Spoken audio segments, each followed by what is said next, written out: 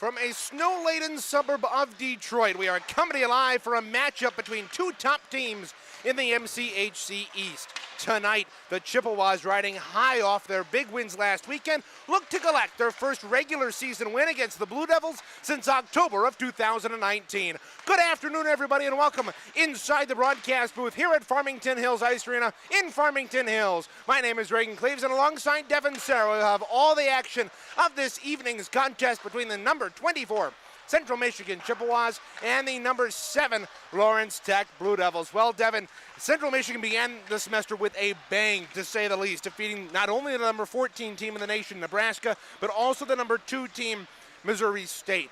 And they did end up finishing that weekend drawing IUP, but how did the Chippewas keep the momentum going from last weekend? Well, I'll tell you what, they need to get momentum back because that tie against IUP was a backbreaker for them. The Chips were not able to score through 60 minutes, actually 65 including overtime, until they won it in the shootout, which officially counts as a tie. So what they have to do here today is they have to come out of the box fast. CMU has struggled to be a first period team this year, only playing about 40 minutes of the full 60. They've got to have a good first period against a strong LTU team that's on the opposite end. They're known for their strong starts to games, so they have to get out of the box early and get the scoring first. LTU has not trailed going into many third periods this year, and we'll see how CMU can shut down this potent early game offense. Taking a look back at that scoreless tie against Indiana University of Pennsylvania, for CMU, things started a bit off on a shaky foot. They came into that game on a high with 2 straight wins against ranked opponents, 3 going back to that Grand Valley series, but it was really a very slow first 20 minutes for CMU, Devin. It was slow. I think the fact of the matter was they all weekend couldn't get out of the box. It was a matter of, look, tired. They had a late bus ride early in the morning.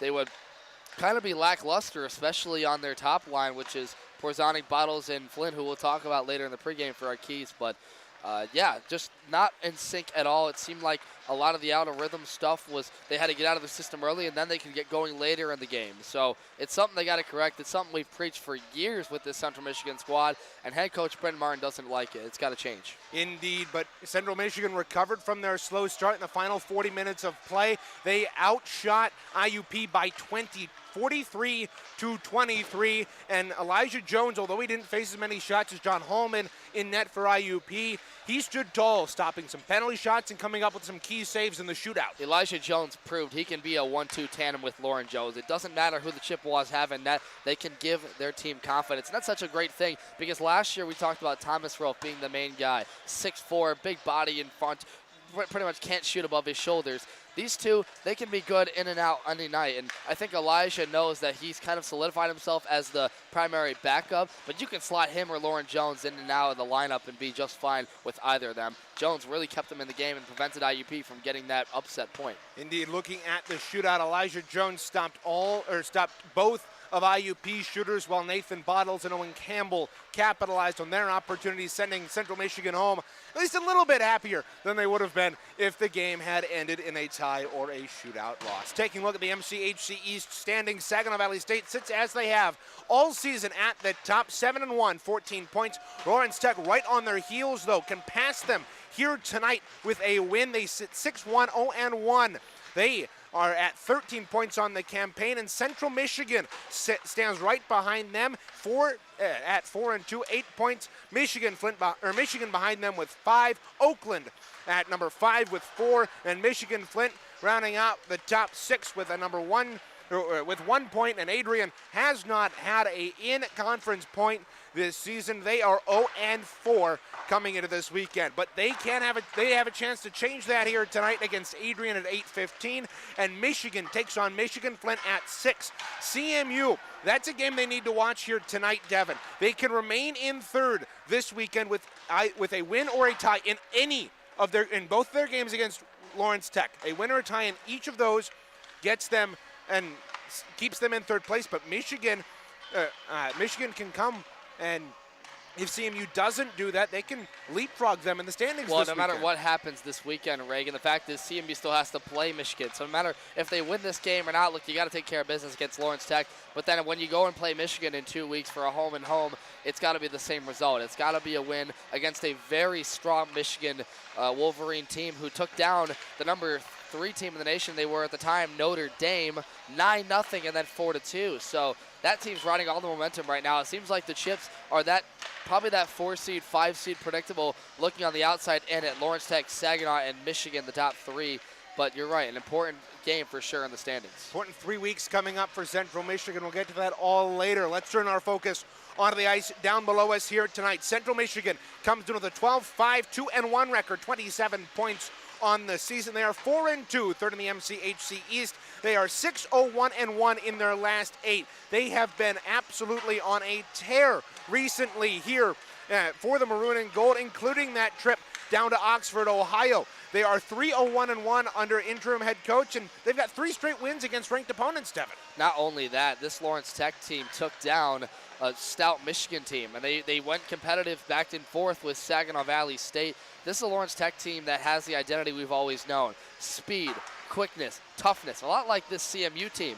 And against an opponent pretty much any given night, Lawrence Tech has the chance to win because their goal scoring ability through Colin Clark and Connor Juhas, not to mention the fact that they share a lineup with the D1 team, so they can easily shuffle guys in and out if they need to. Obviously, verified rosters come in after the January 21st date, but the point is that this Lawrence Tech team is really good, and they can go toe-to-toe with any opponent in the ACHA Division III. You talk about that, they have beaten the only team that has beaten Hope this season. They split the season series with Saginaw Valley State back a couple of weeks ago, and so LTU is a very good team that CMU is going to have to watch out for, and they come into tonight with a 14-4-0-1 record, 29 points. They most recently swept their series with Michigan Flint to bring their in-conference record to 6-1-0-1, 13 points in the MCHC East. They've got 8 straight wins, Devin, and they've returned 2 of their top scorers, Juhas and Clark, but they're missing a valuable player in Nick Oda tonight. Yeah, he's a very important forward just for the fact that he runs the play. He's able to stick handle, kind of be that playmaker at the center of the ice in the slot and the point.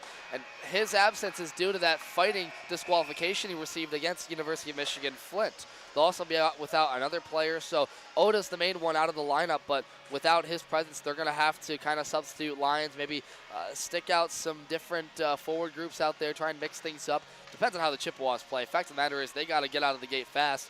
But, yeah, an important missing piece to them is Nicholas Oda for sure. Last time these 2 teams played in this building was a 5-1 Lawrence Tech rout. Their first win in regulation against Central Michigan in the regular season in quite some time. And taking a look at the series history, CMU has had the better hand, 10-5-0-3, but last season they split about as evenly as you could. 1 win, 1 loss, and a tie, with CMU getting that double overtime win in the division, in the Vezina Cup quarterfinals. But Lawrence Tech has been a lot better in this series as of late. They've got points in 4 out of the last 5. Well, it's a fact of the matter is all those games have been pretty close. Obviously, you mentioned the regular season finale last year where Lawrence Tech dominated CMU 5-1. That game was deflating because it was going into the MCHC tournament.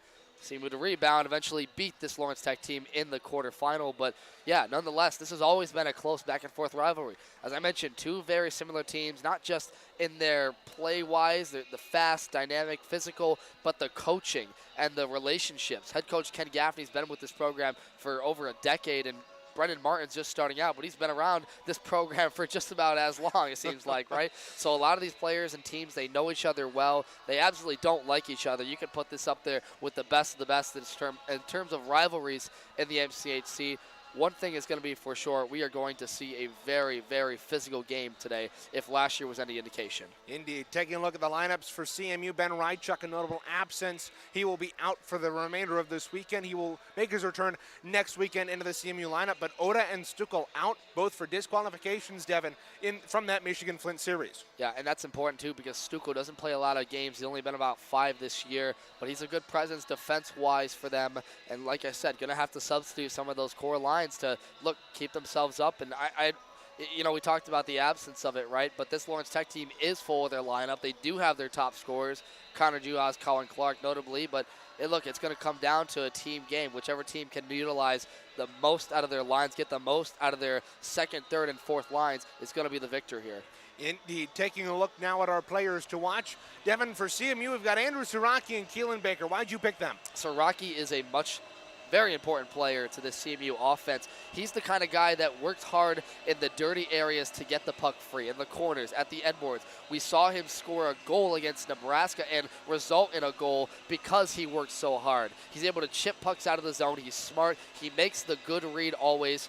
And if you're talking about Keelan Baker, Baker is the core of what they do in front of that. He's a big body. He moves guys out of the way. He's physical. And captain, great leader. Does everything you want for, sharing that position with Charlie Hayes. I think they're going to be important, not because they won't show up or because they'll show up on the score sheet, but it's going to be those minute things that you don't see on the stat sheet. Getting over the blue line, clearing the zone easily, working hard. The hard work is something head coach Brendan Martin has preached with this team. He wants guys that are going to work hard. They're going to give their all for 60 minutes. Both those guys do it, and obviously Siraki's seen that, scoring, I think, 12 points in his last 5 games, Reagan. Yeah, so it shows up, but it's going to be more than just stats for those guys. They got to do everything right to get this CMU team to win. Keelan Baker forced a turnover in the offensive end against Missouri State that led to a Charlie Hayes goal. That's just the type of goal you want him to contribute on, Devin, and that's hopefully what we'll see from him tonight. Looking for LTU, we've got Connor Juhas, who's got 18 games played, and he's got 12 goals, 6 assists for 18 points, but he is riding a 7-game point streak coming into tonight. Dangerous, and we even saw him last year. He put up 3 goals against the Chippewas over their regular season duels, and for a player like him, he's fast, and I'm sure defenseman Charlie Hayes, as we mentioned, Kyle Chapman are going to know his name a lot because he's fast, he's quick, he gets to those mobile areas, and he really pesters you. And, which kind of leads to your next player to watch, right, is going to be that goaltender for Lawrence Tech, whoever that is. I believe we had that ahead of the game here. Yeah, the goaltender was Griffin Foster. Griffin Foster, yeah. For Lawrence Tech. And he does more than just provide the stoppage of the puck, right? When you have a good goaltender like that, it gives your team confidence. He's got to have a good game because this Lawrence Tech team can only operate if their goaltending is strong. They're aggressive. They'll forecheck you hard. They'll push you to the boards, make you work for every single puck battle. So he's got to play well, and Juhas is going to be all over the ice.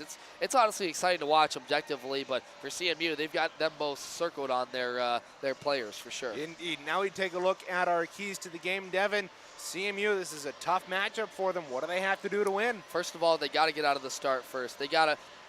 This is a point we made late last night, right? They've got to have a good first period. They've struggled to do that all in Miami Showcase. They were able to overcome that. Deficits against Nebraska, Missouri State, IUP, although it was tied, they should have scored in that first period. The point is they have to have a good first 20 minutes, no excuse about it. Then they have to balance the star players with the supporting roles. That means particularly what we just mentioned, Andrew Siraki, Keelan Baker. Obviously, Nathan Bottles and Andrew Porzondik are the goal scorers, but it's got to come from those bottom 2 lines. Guys like Andrew Miller, Tyler Martin, who had a lot better series. On the blue line, it's got to come from Sam Camara, Brandon Clements.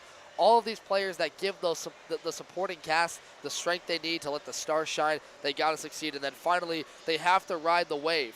What I mean by that is what they did in the Miami Showcase. 2-0-1 on the weekend. They beat the number 14 and number 2 teams in the country. That is by no means a marginal success. It means a lot. And they have to find a way to believe in themselves and say, we are a top 5 team in the nation. We can go toe-to-toe against anybody and not get themselves out of the game early. No mental batters. They've got to be mentally tough, physically tough, and most importantly, they got to put the puck in the back of the net. Those are your keys to the game. We'll step aside, but the Coach's Show is coming up next right here on CCHN. Devin will sit down with Coach Brendan Martin, and that's coming up right after this here on CCHN.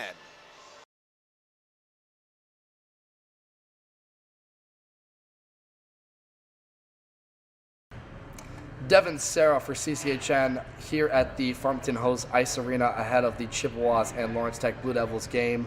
And I'm just joined with head coach Brendan Martin of the Chippewas. Now, Brendan, your team did an excellent job last weekend during the Miami Showcase, going 2-0-1 in a 3-game span. But you guys were left scoreless against IUP in the last game, a product of great goaltending for John Hallman of IUP. So kind of talk to me what you guys talked about during practice to kind of overcome that scoring drought. Well, I think it was just kind of getting back to square one where we were, on Friday and Saturday. And I think that goaltender playing excellent kind of frustrated our guys a little bit.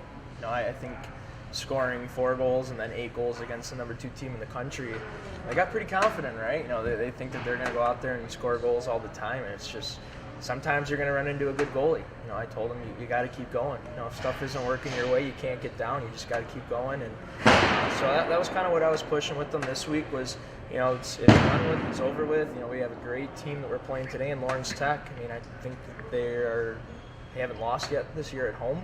I think they're on like a 10-game winning streak, something like that. So, you know, it's going to be a tough test for them. And I tell them, you know, it's a short memory from last week, and we just got to keep going, work hard, stick to our systems, and I think that they're feeling really confident today. So yeah, moving on to the next step, right? Going back to facing number 7 team that's excellent. As you mentioned, they're on a 9-game win streak, 9-1 in their last 10. So talk about what you prepared for this week and practice to meet such a difficult foe. You guys beat them last year in the MCHC quarterfinal to advance to Hope College, but it was a rough game. It went to double overtime, and had it not been for Thomas Rowe, the excellent goaltender, it would have been a much worse score. So what have you guys kind of talked about to adjust? Well, I think one of the things that I wanted to work on was our neutral zone coverage this week. It's coming in pretty late in the year. We haven't really had that much time. I've really stuck a lot on O zone and D zone coverage. So I think this week for me, getting a little bit of that neutral zone coverage in, I'm hoping that it kind of pays off today.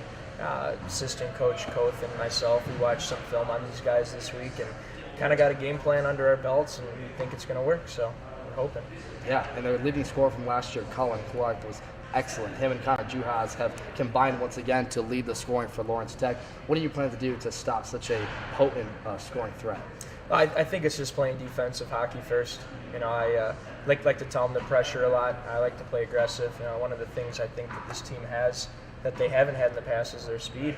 I think a lot of times in the past we've always kind of relied on our coverage and kind of our skill. But now we have speed, and from what I've seen in the ACHA at least, if you have speed, you can go pretty far away. So kind of telling these guys to use their speed more and just move their feet for a hard 35, 40-second shift, get off the ice, and hopefully you're tired. You should be tired, right? If you're working your butt off the whole shift. So I'm hoping that our speed can match theirs, and hopefully we can wear them down. Watching this from a bench, getting into the coaching role, is it disappointing you can't have a physical outing with these guys like you did last year? You know what it is. I mean, it's been fun. I will say it is cool to kind of be on the bench now and still be with my old team. But it definitely is a big difference from playing, and you have to rely on your players. You can kind of give them the game plan, but at the end of the day, they have to go out and execute it. So it's making sure that these guys are ready for me now, and I love playing with them. I love coaching them even more now. So it's been fun for me. I'm enjoying it. ACHA vet and now head coach, obviously. Both ways it goes for the fun category, but obviously a lot of great time to talk to you, Brendan. Appreciate your effort here today, and we look forward to watching you play a good Lawrence Tech team. Yeah, I appreciate it. Thanks, guys. Awesome. Thank you. We'll be back after the pregame show. I had a puck drop. This is Devin Sarah for CCHN.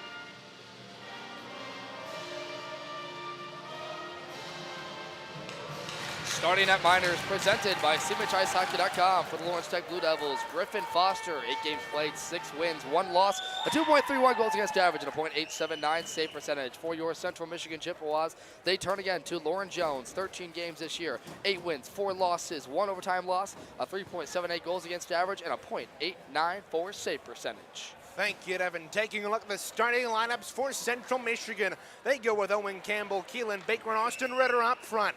Christopher Martin and Sam Camara bring up the defensive end with Lauren Jones in net to our right. For Lawrence Tech, they go with Sawyer Walker, Connor Juhas, and Gavin Holmes, their forward 3. And Peyton Arnold, Colin Clark bring up the rear. We've got 20 minutes on the clock here at Farmington Hills Ice Arena. Central Michigan will go from right to left across your radio dial, wearing those gold home uniforms, which today are purposed as road unis with maroon trim, maroon numerals, helmets, and pants, as well as some gold socks to go along with them. Lawrence Tech wearing those black uniforms with blue and white stripes across the middle. The puck is dropped. We are underway here at Farmington Hills Ice Arena. Owen Campbell dumps it in long into the offensive end. Lawrence Tech back there to play it. Long stretch pass ahead intended there for Holmes, but it was too far, but he was able to negate the icing. Puck comes back out to neutral ice. Back to the near end, it's taken in the left circle, a shot, ring off the iron there by Colin Clark. It comes back up to the right point. Walker lifts it in. Up to the right point, held in there by Young. Oh, ripped that one wide. Holmes behind the net, left it off for Juhas. Juhas at the side of the net, threw it out in front, but it's intercepted there by Keelan Baker, who gets absolutely decked there by Sawyer Walker. Holding the puck behind his net, here's Shane Pierceful, steaming up left wing. He's across that line, just barely onside. He'll drop it off. A shot, blocked away there after Robinson. Now look out, Jay Nadeau took out his own goaltender. Jones was stuck at the side of the net, but LTU could not get a shot on. Across the way, it'll be halted. And Sam Camara holds on to it behind the net. Nadeau tried to come in and pick it up for CMU, but it's free behind the net. They're holding on to the puck. Here's a shot, rang it off the iron. MacArthur fed his man out in front, but LTU, now look out, Jay Nadeau's in a 2-on-1 down the right wing. He'll let a shot go. We snapped that one just wide. Braden Keel dumped it in. CMU asked to go tag up. They were laid offside. 18-11 to go here in period 1. Icing will be the call here. And we'll have a stoppage of play, the first of the afternoon. Draw will come to the left here of the Lawrence Tech netminder.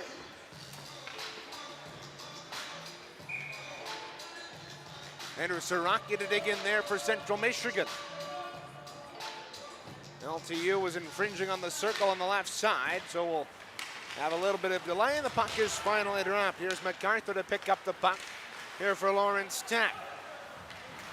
Now skirting into the offensive end. Here's a backhander on by MacArthur. It was rather soft, but CMU was able to take the rebound and get it out, and oh, there's a Lawrence Tech player down across the way. It looked like he was trying to sell a call as he popped right up, doing his best Neymar impression.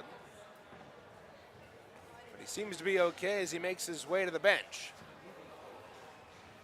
So CMU will have a draw just outside their own line, and it'll be Nathan Bottles to dig in here with Thomas Walsh.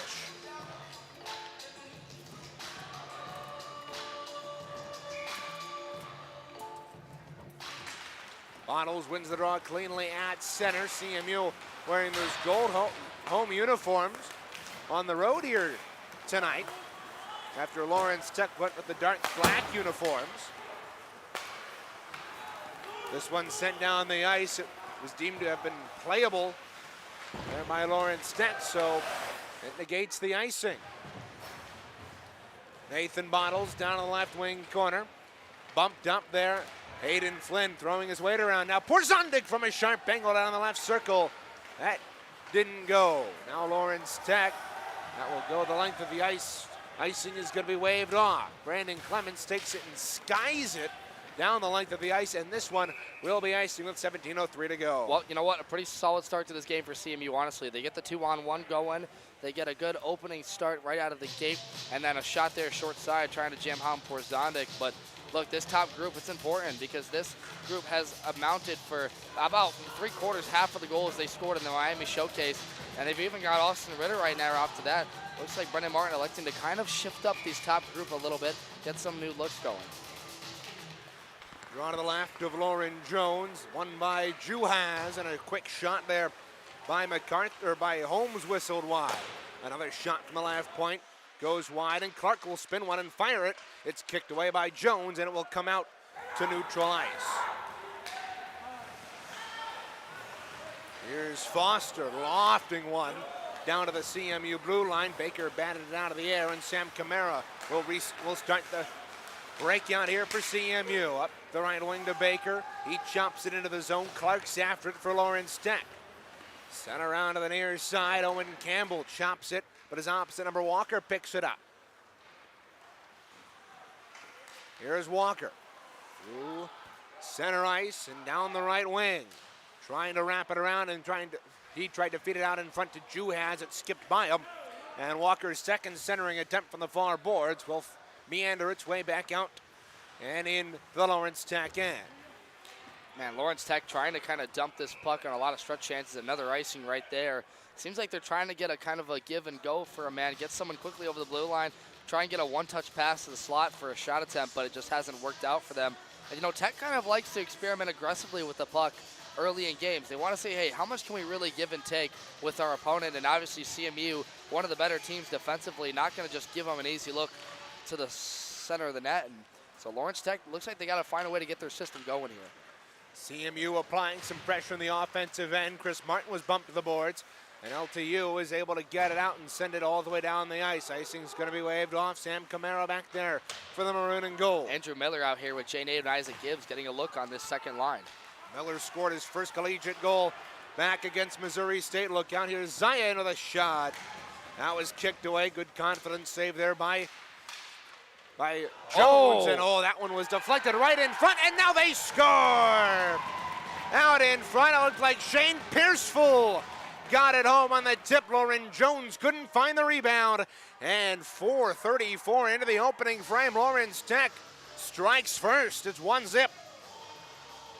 Yeah, and a good first look. Look, that shot from the point was originally tipped off Christopher Martin and went right to the 5-hole of Lauren Jones, and that gave the Lawrence Tech forward just enough time to find that in the blue paint and stuff it home.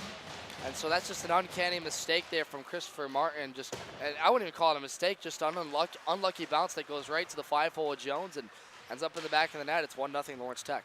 Lawrence Tech 11-2 when scoring first this season. They have not allowed the first goal at many points this season. Now here's Robinson, top of the right circle, pulls up a shot, deflected out in front of Jones.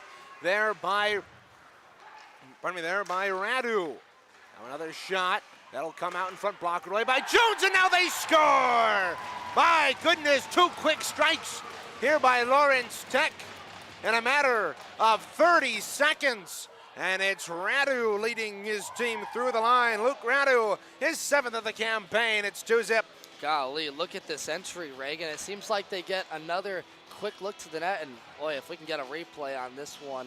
I'm trying to see the LTU player who exactly went to the front. Look, battle in the corner there. They're trying to get it back to the point, sliding, and oh yeah, that's just a beautiful look right there at the corner. I mean, Lawrence Tech just right out of the gate, they're having the hot start that CMU so hastily wanted to avoid, and just like that, it's 2-0. Yeah, just a bang-bang play down low. And you talked, Devin, about wanting for CMU to avoid or to ride the wave. This is certainly one heck of a tsunami here in the opening 5 minutes. Already 2-0 Lawrence Tech here. And CMU finds themselves down 2-0, and they've overcome 2-goal deficits before, but... Yeah, but not against this caliber opponent that is in Lawrence Tech. I mean, look, the bottom line is now you got to get this puck deep and continue doing what you're doing. It seems like they've just had some unlucky bounces that have went the Blue Devils' way, and now Jones, he has to find a way to get comfortable. He made that first initial save, but look at this. Pucks are just going straight to the slot area. Good takeaway here for the Chips. Good clearance there by Owen Campbell. He goes in at neutral ice, trying to step around his man. Can't do so. Keelan Baker stripped his man at neutral ice, and it'll be lofted in on Griffin Foster. Who'll hold on with 5:49 gone here in the first. 2-0 Lawrence Tech. Seems a lot like the last time CMU played here at this venue. A 5-1 rout by Lawrence Tech, though CMU would avenge that loss. Oh, a big hit on the near side there by Keelan Baker. Robinson's shot in the right circle was blocked and comes back out. Reyes at neutral ice will backhand it in. 13:53 to go here in period one. CMU down 2-0 to the number 7 team in the nation, Lawrence Tech. Camara battling behind the net there with Darcy. Fishing the puck out is number 16, Jerai Bart. CMU takes it away and lifts it back out to center ice. Lawrence Tech returns the favor and plops it in on Jones, and he'll hold for a whistle with 13:27 to go here in the first. And one thing I'm hastily waiting for, Reagan, is what is that third and fourth line going to look like here? So like they're trying to get the top groups out here to start. What you should do, but as I mentioned, the role players are going to have to come in. They got to start winning these battles in front of the net. Lawrence Tech with way too much time and space to get the dirty goals that they've been able to get down low on. Walker at the right point, lifted one high and wide, and how'd that go out of the rink? To that, I believe it went through the netting behind Lauren Jones, so we'll have a halt to play. 13:22 to go. Draw to the right of Lauren Jones.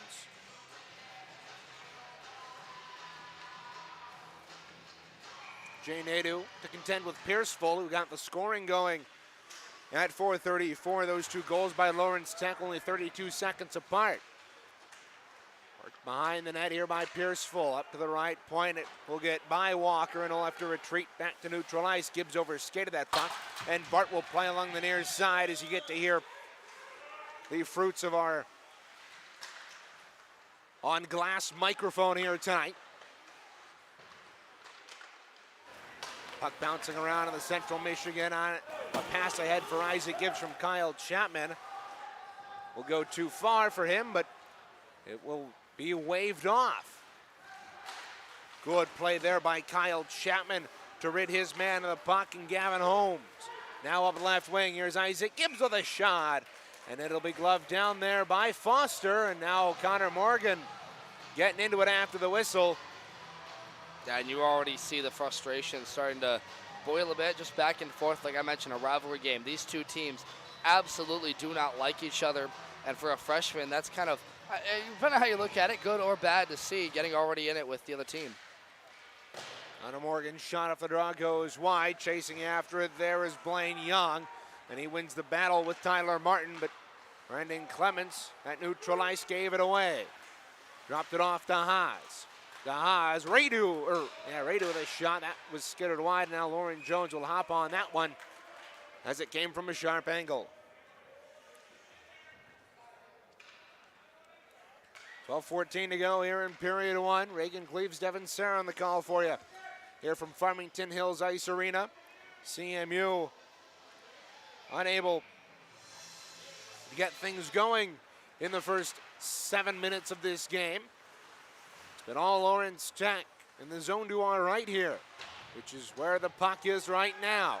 Lawrence Tech controlling offensively, but good rub out there by Bottles, but CMU gave it away once more. Here's a shot, kicked away. Rebound on the near side, Thompson throws it wide. It's shoveled up the wall. Blaine Young couldn't get to it. There's another shot there by Thompson. It comes free. Behind the net, DeHaas run into there by Clements, and Porzondik. His pass right into the circle, almost given away, but it's picked up by Charlie Hayes. We'll send it across for Nathan Bottles. Nifty play off his skate to move it ahead. He got rubbed off it, though, in the right wing corner. Hayden Flynn picks up the loose puck, takes the check there from Young. And will leave it off for Porzanic. Out in front for Bottles. His shot hit the skate of Dylan Thompson. Look at the hustle by Lawrence Tech to get back in front of the net. That was a nice pass there to Bottles from Porzanic, but a good block in front from the Lawrence Tech defender. Now Porzanic up the left wing. A shot from Sharpengo off the side of the net. And Lawrence Tech, that clearing attempt at Austin Ritter. He'll tee it up and fire it in, and then he was able to keep it in at the left point. And you know, Reagan, one of Ken Gaffney, head coach for Lawrence Tech's strength is he always talks about positioning with his players, I believe. He talks about, I think at least, that one goes way up into the netting, about these guys just being the right place, right time when the shot comes after. You're not going to allow that second look. You're not going to allow a guy to easily drive to the net. You're going to take away the puck where it stands, and that's what this Lawrence Tech team does. As I mentioned, pretty aggressive, getting to the puck, dog-style mentality, just using their man forwards, and that's what they did last year. That's what they're doing in this first period right now. 10:40 left, 2-0 in favor of the Blue Devils. Those goals came 32 seconds apart. Pierceville and Radu. Look out. They've got an opportunity right out in front. Clark couldn't bury the backdoor feed as that came from Holmes. Now look out. They gave it away, and a shot there by Robinson. Yeah, that's an uncanny mistake there by Keelan Baker, a veteran, fanning on the clear attempt. Leads to a scoring chance for LTU. CMU just hasn't been able to get much going on the offensive end. Now here's Juaz down right wing.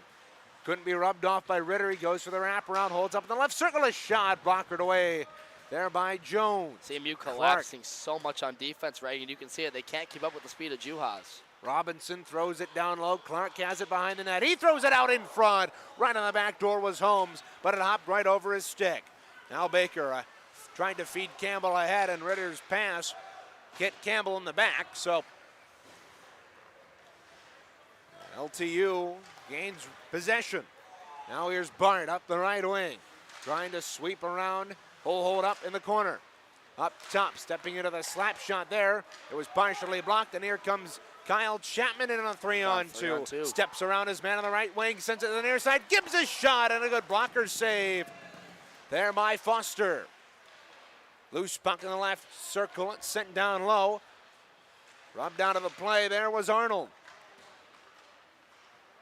It's flipped ahead here by Lawrence Tech. It will go down the ice, icing waved off. It'll right in on Jones, and he'll hold on to it with Zaya crashing the net. So you got to look at that replay there. Yeah, Isaac Gibbs, right place, right time, and trying to stuff it short side. Can't finish. Look, Reagan, we talked in the IUP game about how, look, they just couldn't finish the shots. They had, I think, 50 plus on John Hoffman, but Hallman, sorry, but a majority of those shots they took were not on the net. Now MacArthur right off the draw. His sharp angle shot, it bounced, it was stuck up in the gear of Clark. And now out comes Connor Morgan. Got tangled up, Tyler Martin will backhand it in, but that'll go up and out of play. And now Martin got taken down right in front of us here. Good to see the young guy get up as the Lawrence Tech scratches give a little bit of chirps to the first-year player for CMU, the transfer from Oakland. Shows you how big their roster is. They've got a big enough section to, they got enough scratches to fill a section here. Not common in this league.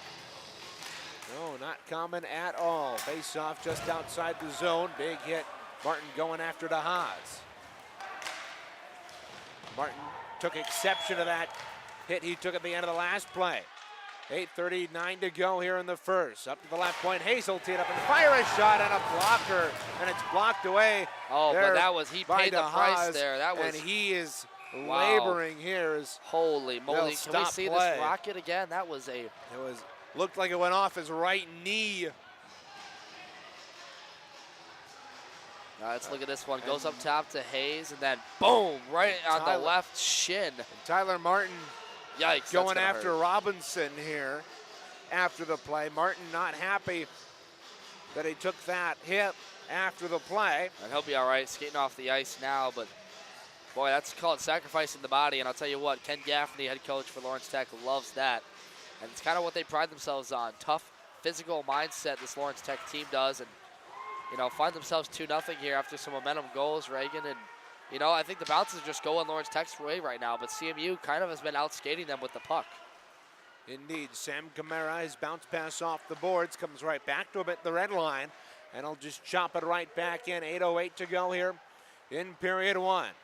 CMU down by 2 off of 2 goals, 32 seconds apart. Puck free in the left corner. Andrew Porzondik works it free to Bottles. Bottles in the backhand save, and the rebound hopped over his stick. Yeah, Bottles has got to look for the second read right there. He's trying to pick up his own rebound and stuff it past Foster, but he just loses his own height of the puck. Now Ritter catches the stretch pass, picks up the loose puck on the near side. Will spin around and throw it around the boards. Across the way, Lawrence Tech will pick it up. Walker trying to feed his man ahead, and eventually it bounces right onto the stick of Holmes. Over the line, they take a couple of whacks at it. It comes straight to the right point. And Ritter, where's he at?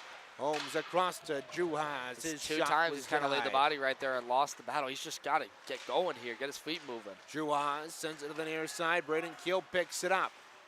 Loose puck, top of the right circle. Clark holds on to it. He'll throw it off the wall. Behind the net, Camara. CMU trying to break out, but they cannot do it. Look Every at the time, puck movement. Every time they pick up a loose puck and try to get it out, they give it away, and now a penalty is going to come up here on Braden Keel. Yeah, just rough play in the trapezoid. Keel was trying to knock his man off the puck, and he hooks him. I believe it's going to be here coming up. And It should be a hooking penalty here on Braden Keel. That's a rough defenseman getting behind on the play, getting behind on the positioning, and has to try and hook to get the puck away. And good job by the Lawrence Tech forward to sell the play a bit. And look, power play coming up, 6:49. This is exactly playing into Lawrence Tech's hands. I bet you their game plan is pretty much summing up what they wanted. Indeed, on the power play this season, Lawrence Tech 68.3%, though that is limited numbers. It's what they have on the American Collegiate Hockey Association website. I doubt that they've only had 41 opportunities this entire season. Up the high slot, Robinson slides it across, pass off the boards. Juhas sends it down low. Picking up the puck, that's to Haas. Juhas up top. Robinson almost gave it away, and Nadu What was a able job to by get it out. Nadu laying the body. That's what they have to do up top of the point. Typically you see defensemen like that collapsing, but he takes it to Robinson right away. Look at the hustle by Jay Nadu. And he got hurdled there by Luke Radu as they battled for the loose puck at the blue line. Now the puck is tied up with Gibbs in the right wing circle, and eventually Lawrence Tech is able to work it free. Up right winger is Reyes. Reyes sends it across. Left it off for DeHaas's shot. And Lauren Jones a little bit caught off guard by that one as it hit his blocker. And he'll cover the rebound. Yeah, that was a pretty good shot to get off in front of 3 CMU defenders. I think their collapse is kind of working. Lawrence Tech kind of negated just from the hustle by Jay Nadu. And Nadu, a player you typically see on the offensive side of the puck. Well, it's good to see him hustling there to get back on the penalty kill. And now look, they've got their top group on the penalty kill. MacArthur left it off for Walker. Walker's shot drifted wide across the way. Sent to the near side. MacArthur in the right circle. MacArthur up top to Walker. Slides it across there to Reyes. Reyes, his shot was blocked. And Nathan Bottles takes it and lifts it down the ice. 45 seconds to go here in the penalty to Braden Keel. Yeah, just clogging up the center of the slot area right there. Not allowing Lawrence Tech to get their forwards down low like they did early in that first period. Great hustle there by Pierceville. Did Lauren Jones just whistle for an icing? Well, he did want an icing, and it should have been an icing, but it was a great play there by Pierceville. Well, I just made the point because, they didn't call it. Obviously, CMU won the battle there, though. And it was also a penalty kill. Yeah, well, obviously, but. Which I'm wondering why they whistled that. Oh, played with a high stick at neutral ice, that's why. Yep, okay. So, just making sure. We'll have a draw to the left of Griffin Foster. 5:12 to go here in period 1. Stay with us for the first intermission report. Devin Serra is going to have that for you, as well as a interview with Andrew Porzondik. Up the left wing, right off the draw. Juhas got harassed there by Owen Campbell, and CMU will lift it down the ice. 12 seconds to go in the Braden Keel minor. Robinson Turning on the Jets to neutral ice. Over the line, left side will hold up in the circle. Dances his way and drops off the puck, send it to the near side. Owen Campbell, and Juhas was able to keep it in. Looked out, a couple of deflections out in front of Jones, and he was able to make the save on the near side. CMU is back to full strength here, but Lawrence Tech still has the puck on the offensive end. Now Charlie Hayes lifts that one down the ice. High stick, ruled that it was not. Robinson played that below his shoulder. Out at neutral ice, Campbell plays it back defensively here for Charlie Hayes. Pass up the boards on the left wing. Isaac Gibbs threw it on in.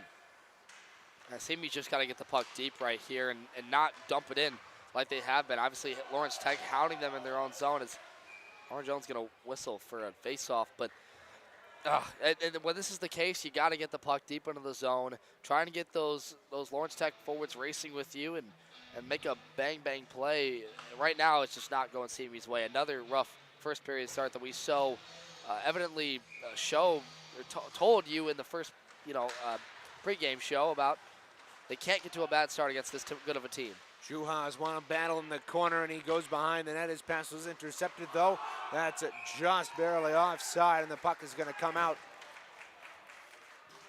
Yeah, on the face-off is going to come back out to neutralize. It was a great call by the linesman. It was about an inch offside as Walker at the left point drew the puck out of the zone and then fired a shot on goal. Pierce full to dig in with Jay Nadeau on the draw. Nadeau eventually wins it, but is only able to shovel it up before Lawrence Tech got to it. 3:46 to go here in period number one. This one drifts in on Griffin Foster. Lawrence Tech, Dry Bart, great diving play there by Christopher Martin to realize that he didn't have a man back and was able to deflect it and negate a Lawrence Tech scoring chance. Right along the near side, right at about the blue line. Christopher Martin getting it to Zaya. Now here's Isaac Gibbs, dancing over the line, left side, left it off for Morgan, a shot. Great defensive work coming back across, and Gibbs trying to feed it across the face of goal. Across the way, Camara, his shot was blocked. Gibbs across the way with 3 minutes to go in the period. Sends it around behind net. Nadeau spun it out in front. Slow the play down if they can. Braden Kilb, unable to control it at the line, goes after the loose puck. His pass was intercepted, though, by Walker. Walk go to the line, into the right wing corner. Fed it out in front. Walsh, a shot blocked by Nadeau. Up the wall to Isaac Gibbs. He'll turn and send it around the boards before accepting the check. Robinson kept it in at the left point. Battle ensues across the way. It's worked out of there. Here's a shot by Holmes. By Sardaj, pardon. That was blocked away by Lauren Jones. Man, puck is free behind the net. 3 Chippewas were up high trying to play that puck at the blue line, Reagan. Talk about trusting your goaltender. Nice stop by Lauren Jones. Now here's Jay Nadeau. Across that line right side. Will dump it in behind Foster. Radu behind the net. Reversed it. Stretch pass through center ice by Lawrence Tech is sent back in by Kyle Chapman, and another penalty is going to come up here on Braden Kilb as he took down Clark at neutral ice. So Lawrence Tech with Foster to the bench of a 6-on-5. Oh, look out, the linesman collided with a Lawrence Tech player. Now Clark over the line, works into the right circle, a sharp angle shot. Jones made the save and the rebound. His whistle dead. Braden Kilb is going to go off for a slash, his second penalty in this period. Yeah, and I don't think Tyler Koth is going to like that. Assistant coach manning the defensive pairings. A young defenseman now early in this game with 2 penalties. I think they're going to have to talk to him in the intermission about it because he's going to go to the box again. And, Kilb has done a lot of good things, especially last week in the Miami Showcase. Good, trusted with the puck, but there was a number of times, especially in that Nebraska game, where he got caught loose at the blue line and let a forward skate in to the net. So a rough start for Kilb, and honestly just kind of paramount to what's been this period for CMU. But they've had their look so far, and it's been from this top group: Nathan Bottles, Porzondik, and Flynn. Oh, right off the face-off. Clark won the puck free from the face-off battle and fired a shot on, but Lauren Jones was up to task. Make the first save of this penalty kill. Now steaming up right wing. Here's Holmes over the line. Will work into the circle, fed it out in front, a floating one-timer by DeHaas, fluttered high. Across the way home, so the near side, Robinson to the point. Will walk down. A lot of puck Exchange watching. places with Juhas. Robinson behind the net. He's worked 360 degrees around the zone. Juhas from the right circle. His shot linesman. was wide, and the referee got in the way of that shot. Robinson kept it in left point. 56 to go in the period. Clark's shot was blocked. Look out. Here's Nathan Bottles. Turns on the Jets down the left wing. He's got a 2-on-1 with Porzonic. Bottles to the front of the net. He tried the same move as he did against Missouri State, and it didn't work. Trying to go to the backhand, cutting across the face of goal. And an easy poke check there for Foster. Negates that short-handed breakaway. Walker up at the right point, takes the pass from DeHaas. He'll work down the side, fed it across, they score! No! It didn't, it hit the post. I thought that was in, but somehow that was kept out. Holy moly. Look at this, in transition, Lawrence Tech down the other way. They've got a player waiting on the back door because the CMU's behind on the play. Here's Walker over the line with 10 seconds to go. Owen Campbell turns and fires at the length of the ice. Too. He's going to be thanking his lucky stripes after that one. I could have sworn that puck was in as time expires here on the first period. I could have sworn that was in. I didn't hear a crossbar. I didn't hear a post. I didn't hear anything. But needless to say, CMU escapes the first period only down to, we'll step aside. First intermission report coming up next here on CCHN.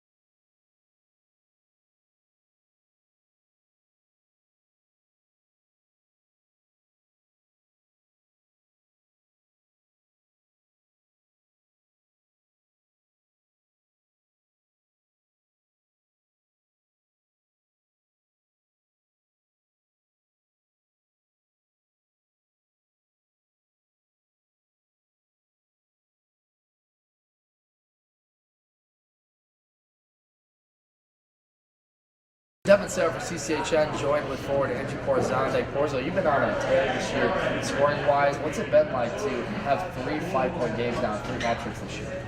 I mean, honestly, it's a lot of fun, especially in big games against like #2 ranked teams. It's fun to put the puck in the back of the net and get our team up. And it's mostly about like a lot of confidence going into like the game, especially like when we were in the locker room, we were all like, we got this. Like we all knew that we have a chance against them, and we just went out there and played hard. You and I were talking a little bit ago. You got this Barstool athlete merch going on. Tell us a little bit about how you kind of came about that. Are you a sponsored athlete officially? I am. I know a couple of weeks ago I saw on Instagram that there was a Barstool athlete kind of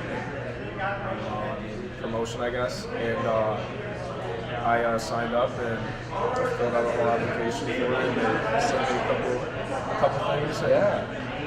Well, it's a full set. You know, we're talking about the pants are a little bit faded. They're not part of the kit, though, are they? No, they're just gray sweats. These are just garments. Hey, give me a quick. What's your favorite Barstool accessory? Oh God, definitely this hoodie. Besides the hoodie. Oh God. Koozie guy, beer opener guy, beer can opener I would guy? probably. I got a couple flags. Okay. I'm a flag guy. Saturdays are for the boys, or? Oh yeah, a couple of those. Oh boy. Couple of just regular Barstool flags. So. I had one for about 2 weeks, and then my buddy stole it from me. So yeah, they're nice flag to have. As bottles screams at us walking by here. Well, thank you for your time, Porzo. Good luck in the game tonight. Devin Sarah with CCHI.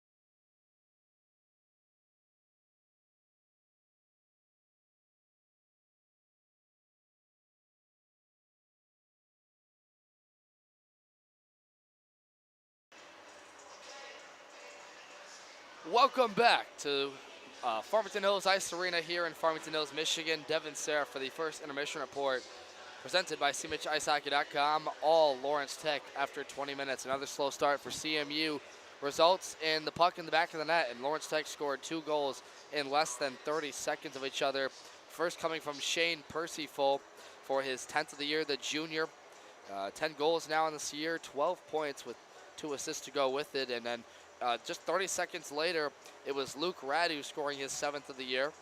The freshman through 19 games, 7 goals, 9 assists, 16 points. So a couple of bad bounces really just went in Lawrence Tech's favor. CMU had a couple of good looks the first 5 minutes. They had a 2-on-1 with Nadu and Gibbs pushing the puck. Then Porzanik and Bottles had looks, but they just couldn't finish the play. Great positioning from Lawrence Tech's defenders. They haven't given up the easy slot chance, and when they haven't allowed a second look. So it's just great defensive work by Lawrence Tech, and then on the other way, they're just hustling to the puck harder than CMU right now.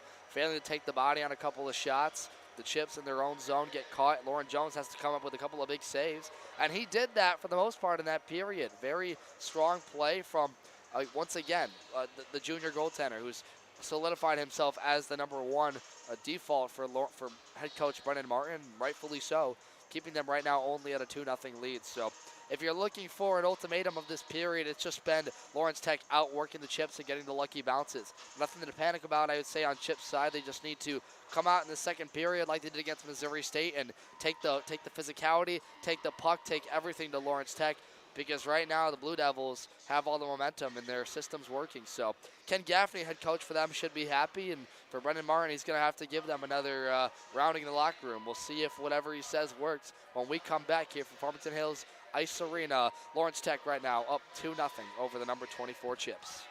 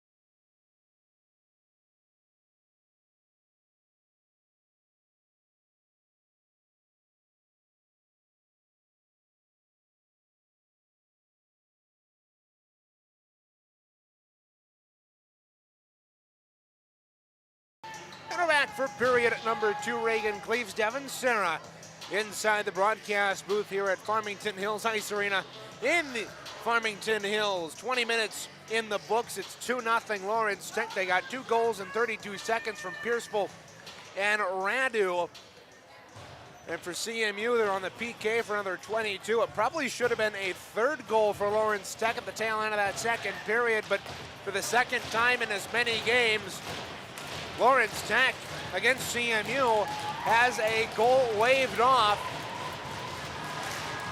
They had a goal waved off in that would have won it in the division quarterfinals. Now look out, Juhas right over the line, right off of the face-off.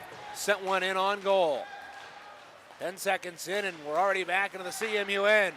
Across the way, here's a shot through traffic, denied by Jones. Up at the right point, here's a shot by Walker, blocked away. And Jay Nadeau sent it ahead, but Braden Keel coming out of the box just went straight to the bench and didn't look to see if he had a puck coming his way. Up on the near side, Arnold dumps it in. This will be icing against Lawrence Tech. 39 seconds into the second period. Yeah, and what we just mentioned, right? They pick up right where we left off. Lawrence Tech taking it to CMU, winning the faceoff draw, cycling the puck well, and that's a killer momentum-wise. But look, an important faceoff, and the young kid, Owen Campbell's got to step up here.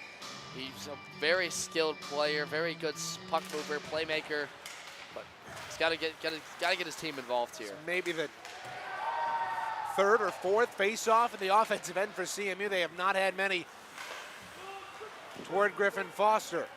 This one's dumped in on the aforementioned netminder. His clearing attempt hit a stanchion and popped right back out, but Lawrence Tech was able to move it ahead. Juhas deflected it. Charlie Hayes took it away. Puck bouncing through neutral ice is eventually worked back in, where CMU will lift it back out to center. They're going left to right here in this second period. Gold uniforms with maroon trim. Pass across, here's over the line, they score! Zaya with a shot from the slot that just beats Lauren Jones cleanly over the glove. And it's 3-zip, 18:43 to go here in the second. Yeah, look at Lawrence Tech getting through the center ice, and CMU's trying to get transition the other way. Near side takes Keelan Baker off the puck, and then look, a nice pass through the center, and boom, right over the glove side. Just a beautiful shot right there. Goes by Lauren Jones, and results in the back of the net, and Lawrence Tech continues to, where they left off, just lead the momentum of this hockey game and take it to CMU. An excellent start for them. Yeah, good start for Lawrence And Tech. we apologize for the OT winner graphic playing on our goal here. We've had a couple of issues in the broadcast presentation side. That is not an overtime winner, thankfully. It's a 3-0 game in favor of Lawrence Tech, arguably worse if you're a Chip fan. We do apologize for any technical difficulties we're having here. Find out some new things here at Farmington Hills. This one's lofted in from center there by Nick Schoen. Now Lawrence Tech has the puck behind the net. Good work here by Kyle Chapman to work that puck free. Robinson kept his clearing attempt into the line though. His shot was blocked, and Lawrence Tech has to regroup. Near side, DeHaas sent it down low for Clark. Clark working in tight on Jones, the save and the rebound. Cleared by CMU, and this one will go the length of the ice for icing against CMU. And you know what, after that goal by Lawrence Tech, I saw Brendan Martin going over and exchanging some words with Elijah Jones. We gotta wonder if a goaltending change is coming. Should there be another Lawrence Tech goal? Yeah, and you know, that's kind of a soft one for Lauren Jones to give up. And I hate saying that for the guy because he played so, gave up a couple of early goals against Missouri State in the Miami Showcase and stayed in the game. But, you know, you got to wonder if Lawrence Tech nets one more in this, they're going to have to pull him because he's been shaky. That Missouri State game was a completely different scenario Right, because right. CMU had scored that first goal. Here's Young at the left point. Oh, a shot deflected off of a man out in front in Reyes, but it didn't go. Now Connor Morgan rubbed out of the play along the left wing, takes a hit there from Serdoz. Connor Morgan eventually works it free, chops it into the offensive end. Nathan Bottles in after it for CMU. The near side, Radu. Working it around, sends it across defensively. This is swatted at, and it comes out. Great play by Braden Keelb to knock that puck away, and he took a hit from Radu along the boards. Drawing some applause from, oh my goodness. Lawrence Tech running around in neutral ice, hits left and right against this maroon and gold team. That one arguably could have been from behind. Thomas Walsh just stepped into Braden Keelb. Arguably could have been a hit from behind. Now here's Flynn over the line, right side. Over in the shot, saving the rebound. Popped up to the left point, another shot deflected. Rebound, loose, Porzundik scores! Andrew Porzundik gets the Chippewas on the board. 16-19 to go here in the second. We've got ourselves a hockey game. Hey, stick with it. Jay Nadeau streaks down the right wing, gets the puck past the Lawrence Tech defender and gets it deep. A shot on net goes initially wide off the rebound, and then it gets back down low, and Clark can't find it, or rather Foster can't find it. And it's behind him. None of the Lawrence Tech players pick it up, and it's Andrew Porzundik. Who else? Stuffing it home. Boy, what's his point streak got to be at now, Reagan? He's had a bunch of goals now in these last couple of games. Nobody has a point streak on the Chippewas because remember, they were held scoreless against That's IUP. True. But True. Porzundik has been on a tear. That's goal number 18 on the campaign. Point number 34 for the CMU leading scorer. And more importantly, that's a spark, something that this team desperately needed because they have been outplayed, outskated, and basically had all the bad bounces not go their way. That one does, and it's a 3-1 hockey game. CMU trying to come back and hand Lawrence Tech what would be their first loss after they've led after 20 minutes. Reagan, what was that stat you told me earlier? 13-0 Lawrence Tech when leading after one period of play. CMU 4-2-1 when trailing after one. Yeah, and you know, a tale of two seasons, right? Lawrence Tech has found themselves up in a lot of hockey games, and I think notably one they were down in was against Saginaw Valley, but they were still leading after that first period anyway. It was Saginaw who scored basically 5 unanswered in the second period. I'm talking about their first game between the two, and Lawrence Tech is going to have to pull a player off. 71, Holmes. Icing against Lawrence Tech forces them to keep that same group of 5 out there, and that's what the referee was forcing them to do. Right here, this is an important battle. Raiders got to get this one. Keelan Baker worked it free to Campbell. It was too far for him. And he's taken to the boards across the way there by Arnold, and the penalty is going to come up here against Lawrence Tech, most likely he a tried holding to shove penalty. into his own bench in front of Porzo. He shoved Campbell back out on the ice. Most likely a hold coming up here on Wow. Lawrence Tech. Stretch That's one way pass to play ahead. the body, eh? That's going to bounce off the wall, and the netminder will Wow. put a stop to play I here. got to see this again. Hold on. Was he trying to? I think he was trying to push him into his own his own bench, and it's going to See be this again right here. number 18, Look at playing the puck Arnold. to the boards. He just carried him by the hips over the boards. Obviously a penalty, but that just looked so funny. But 4:54 getting gone. back focused here. Really important power play for CMU, Reagan. They have had power play goals in 4 of their last 5. CMU on the campaign, Multiple 22 power play for goals, I 80. should add. Up at the right point, Martin held it in, slid it down the wall to Bottles.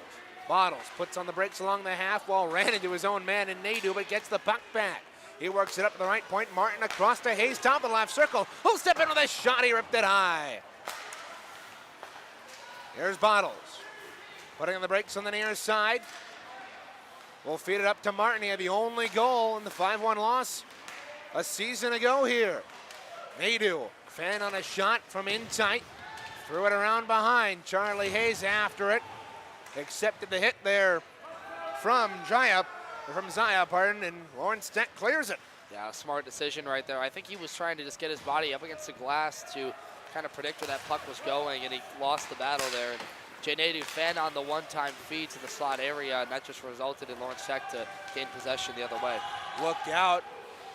Pierceville putting on the Jets, coming up on the forecheck for Lawrence Tech, shorthanded, but come to much. Puck free at neutral ice. Sam Kamara is going to have to chase after it. And Young applying the forecheck this time. We're just seeing how fast this Lawrence Tech team is. Here on this penalty kill. Flipped over the line to Gibbs.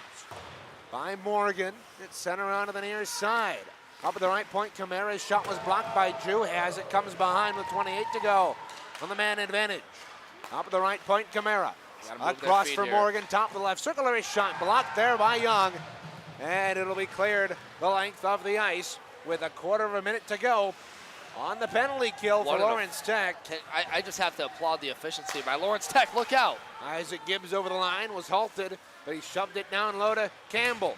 Campbell did not play the puck. It's elected to instead accept the check, and the puck will come out to center ice. Bouncing puck knocked away there from MacArthur, and MacArthur takes a hit into the boards there by Morgan. Across the way, Radu up to the right point, shot blocked, and Morgan will chop it ahead for Campbell. He's around the defense on the outside, but he's being held into the circle. Holds. And referees aren't going to call it. Now a tipped out in front, and Robinson will collect the rebound for the Blue Devils. CMU not happy, and this is a referee crew that they've had in the past, and they, needless to say, have not liked him in the past. Yeah, and I think Owen Campbell is trying to kind of just play this puck away on the outside of his body. Obviously, the Lawrence Tech defender at inside positioning, but obvious hold there. One you got to call more times than not, but nonetheless, it looks like CMU's garnering some more possession time right here. This is good for them. Getting their feet under them, this is what they've done all year. Struggle in the first period, doesn't seem like they got anything going, and then the second period they come alive. Lawrence Tech killed off that penalty, and here's a shot to the left point by Kilb, gobbled up by Foster. And you know, I made a comment about the efficiency of this Lawrence Tech group. They are such a well-oiled machine. Every time there's a shot on the net, they're chasing the puck. They're blocking it in front. The absolute last option they want is to get the puck to Griffin Foster. 12:22 to go here in period number 2. Reagan Cleves, Devin Sarah on the call for you. Jacob Chapman stepping in and doing our camera duties for us this afternoon. Last minute substitute. We thank him very much for helping us here this afternoon. Delayed offside here on Lawrence Tech. They have to tag up. CMU gets a little breathing room in the O-zone. Big hit right in front of our center ice microphone.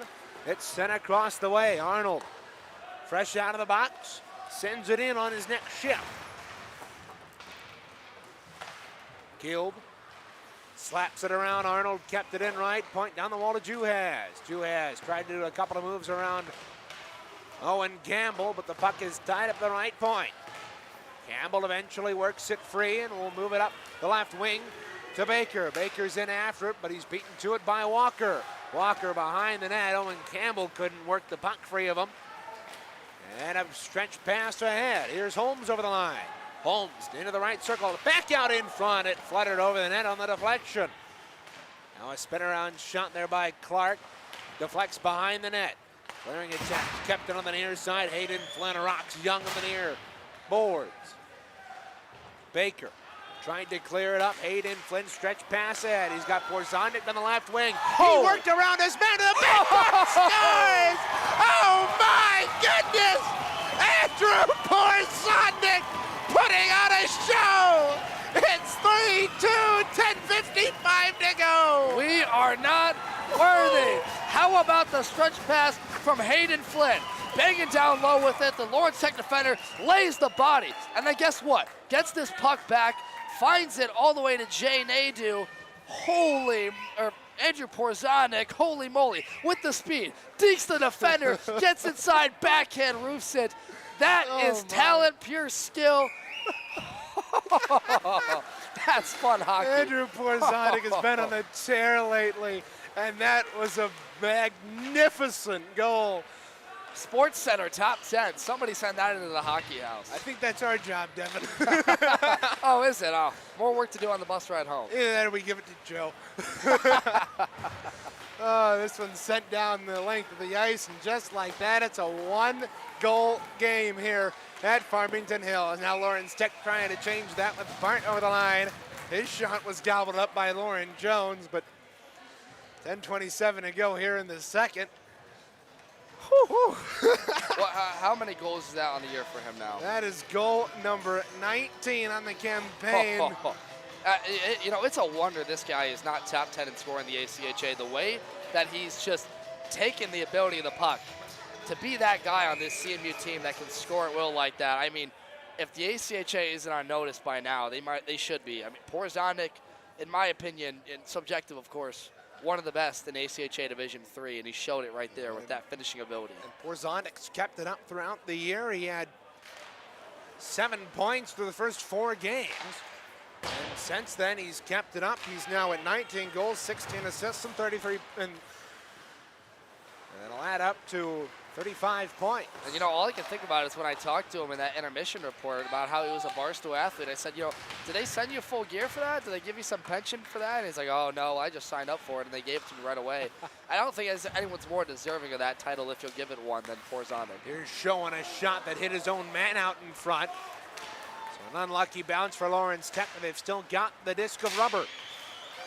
They tried to stretch pass ahead. Yeah. Isaac Gibbs almost got it, but Robinson intercepted the puck. Icing waved off. Brennan Martin, he's got his hands in the air like, how is that not icing? And icing is going to be waved off. Great hustle there by Isaac Gibbs to come back for the maroon and gold. Bouncing puck just inside the Lawrence Tech Lions, taken up over the line right wing. It will roll in on Lauren Jones, and they've got a halt in action as he will hold on to the puck. 9:26 to go here in period 2. Fans, don't forget that the CMU Club Hockey Network is your one-stop shop for highlights, exclusive interviews, and full game broadcast for men's Division 3 and women's D2 hockey. Make sure to subscribe and turn on notifications so as to never miss a moment of Chippewa hockey. Just go to YouTube and search CMU Club Hockey Network to find our channel, CCHN, your home for Chippewa hockey. 9:26 to go, period 2. Draw to the left of Jones. There's a shot. Oh, that took a hop off of Reyes. Reyes out in front. And the shot from Walker at the right point. And Jones was able to find the puck on the deflection, and he's doing his best to get it into the glove and hand it over the linesman so he can commence play.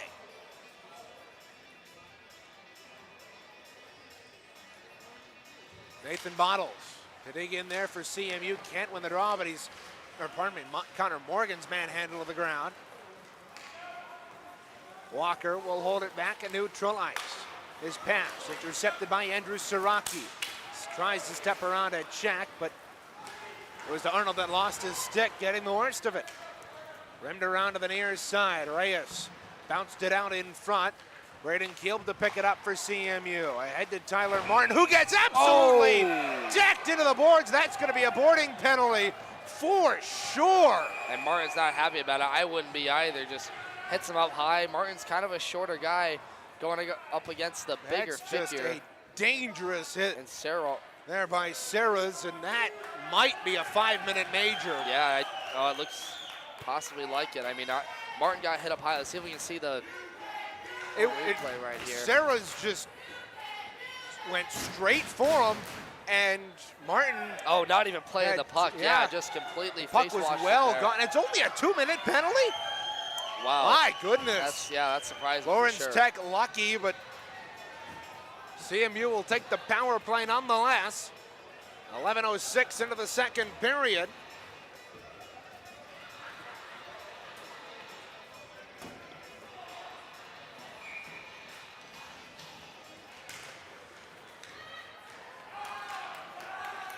Hayes having a hard time keeping the zone right there. And look, they're winning a lot more of these battles, especially at neutral ice. Here's Bottles across the line left side. Tries to work around the net clockwise. He'll work the puck up right point to Martin. Slides it across to Hayes. A shot deflected up and out of play. And all the halt with 1:41 to go. In the penalty to Cerdas. Grant Cerdas, only his 4th penalty minute of the year, but quite possibly could have been his 7th.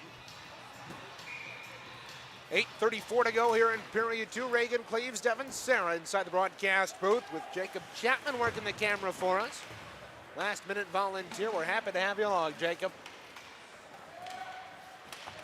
Puck battle in the right wing corner. Baker going after it. Chrome cage and all. Christopher Martin couldn't hold the line, and Charlie Hayes is the only man back with Juhas pursuing the puck for Lawrence Tech. Good work there by the Central Michigan defender in Charlie Hayes. 1:09 to go in the CMU power play. Jay Nadeau is passed ahead, deflected up high into the air. Jay Nadeau picks up. We'll throw it around behind Griffin Foster. Collected on the near side by Robinson. Will play it off the glass and down the ice. 7:44 to go here in period 2. 47 seconds to go on the man advantage. CMU 0 for 1 on the evening. Stay with us on CCHN. After the conclusion of this game, we'll have the women's game for you later this afternoon as they take on Lawrence Tech. They play at home tonight, and they will be right back here tomorrow as the men's and women's teams for both schools swap places. 7:04 to go here in period 2. Most of that penalty has been killed off by Lawrence Tech. Only 6 seconds to go until Serdaz is emancipated, and there he goes. He's out of the box. Once again, great positioning by Lawrence Tech's defenders. It seemed to be having a hard time really gaining the zone, just losing those battles at the half wall. And now for Lawrence Tech, they want to get this puck moving quickly, get it back in the CMU zone, put pressure on them. Now Walsh. Worked from behind there by Campbell, delayed offside here on CMU as Campbell lost his stick. Stretch pass ahead, deflected through center. Kyle Chapman banked it back in. Baker had to tag up, and Lawrence Tech will hold behind their own end. Stretch pass out through neutral ice, over the line, Reyes. Dropped it off for Walsh's shot. Blocked there by the stick of Chapman, and that one's thrown back out in front. And Austin Ritter picks it up on the near side. Ritter around the outside. Wrapped it around Arnold. Drilled into the boards there by Ritter. The pass across to the near side. Worked up by Reyes. He gets it back, driving to the net. And a good save by Lauren Jones. And the net comes off its moorings as Reyes crashed the net with 5:52 to go here in period 2. And hey, good on Reyes to apologize to Lauren Jones right there. He came in quickly, tried his best to stop on a dime in front of the goaltender and made that net come off its moorings just ever so slightly, but it will draw the whistle. And look, now Lawrence Tech, they got this puck deep into the zone, and we talk so much about the faceoffs because it's been a story for CMU all year. And you know, right now they've been winning the battles as of late. Again, a much better second period, the latter half. But now you got to keep going. You got to keep holding on here and block shots in front of Lauren Jones. We haven't seen that too much here tonight. Clements off the draw, throws it around, and out to neutral ice. Hayden Flynn, the forecheck for CMU, unable to win the puck battle though. Lawrence Tech scrambling at neutral ice. Clements, his pass ahead, tipped into the zone. Flynn just barely over the line. Looked like he might have been offside from our position, but they let him go, and Porzondik bidding for the hat trick on the pass from Bottles, couldn't bury it. Hayes kept the puck in. Bottles corrals the bouncing puck at the top of the left circle, swings it around behind for Flynn. He was beaten to it though by Arnold, and a puck battle ensues. And it's just a thing of beauty, Reagan, watching that top line go to work. The fact that Bottles can even find an open seam for Porzondik with all that pressure is just impressive and not something you see often at this level. Now Bart left it off in the corner. And a 2-on-2 puck battle ensues along the near side. Under 5 minutes to go here in period 2. Stay with us for the second intermission report. Reagan or myself will have the penalty. Well, my goodness, a penalty coming up here on CMU if I can get my words straight. Off the bench. Oh, that could have been an early change for Lawrence Tech, but it was not. MacArthur dumped it in. Charlie Hayes will come behind the net to hold on to it.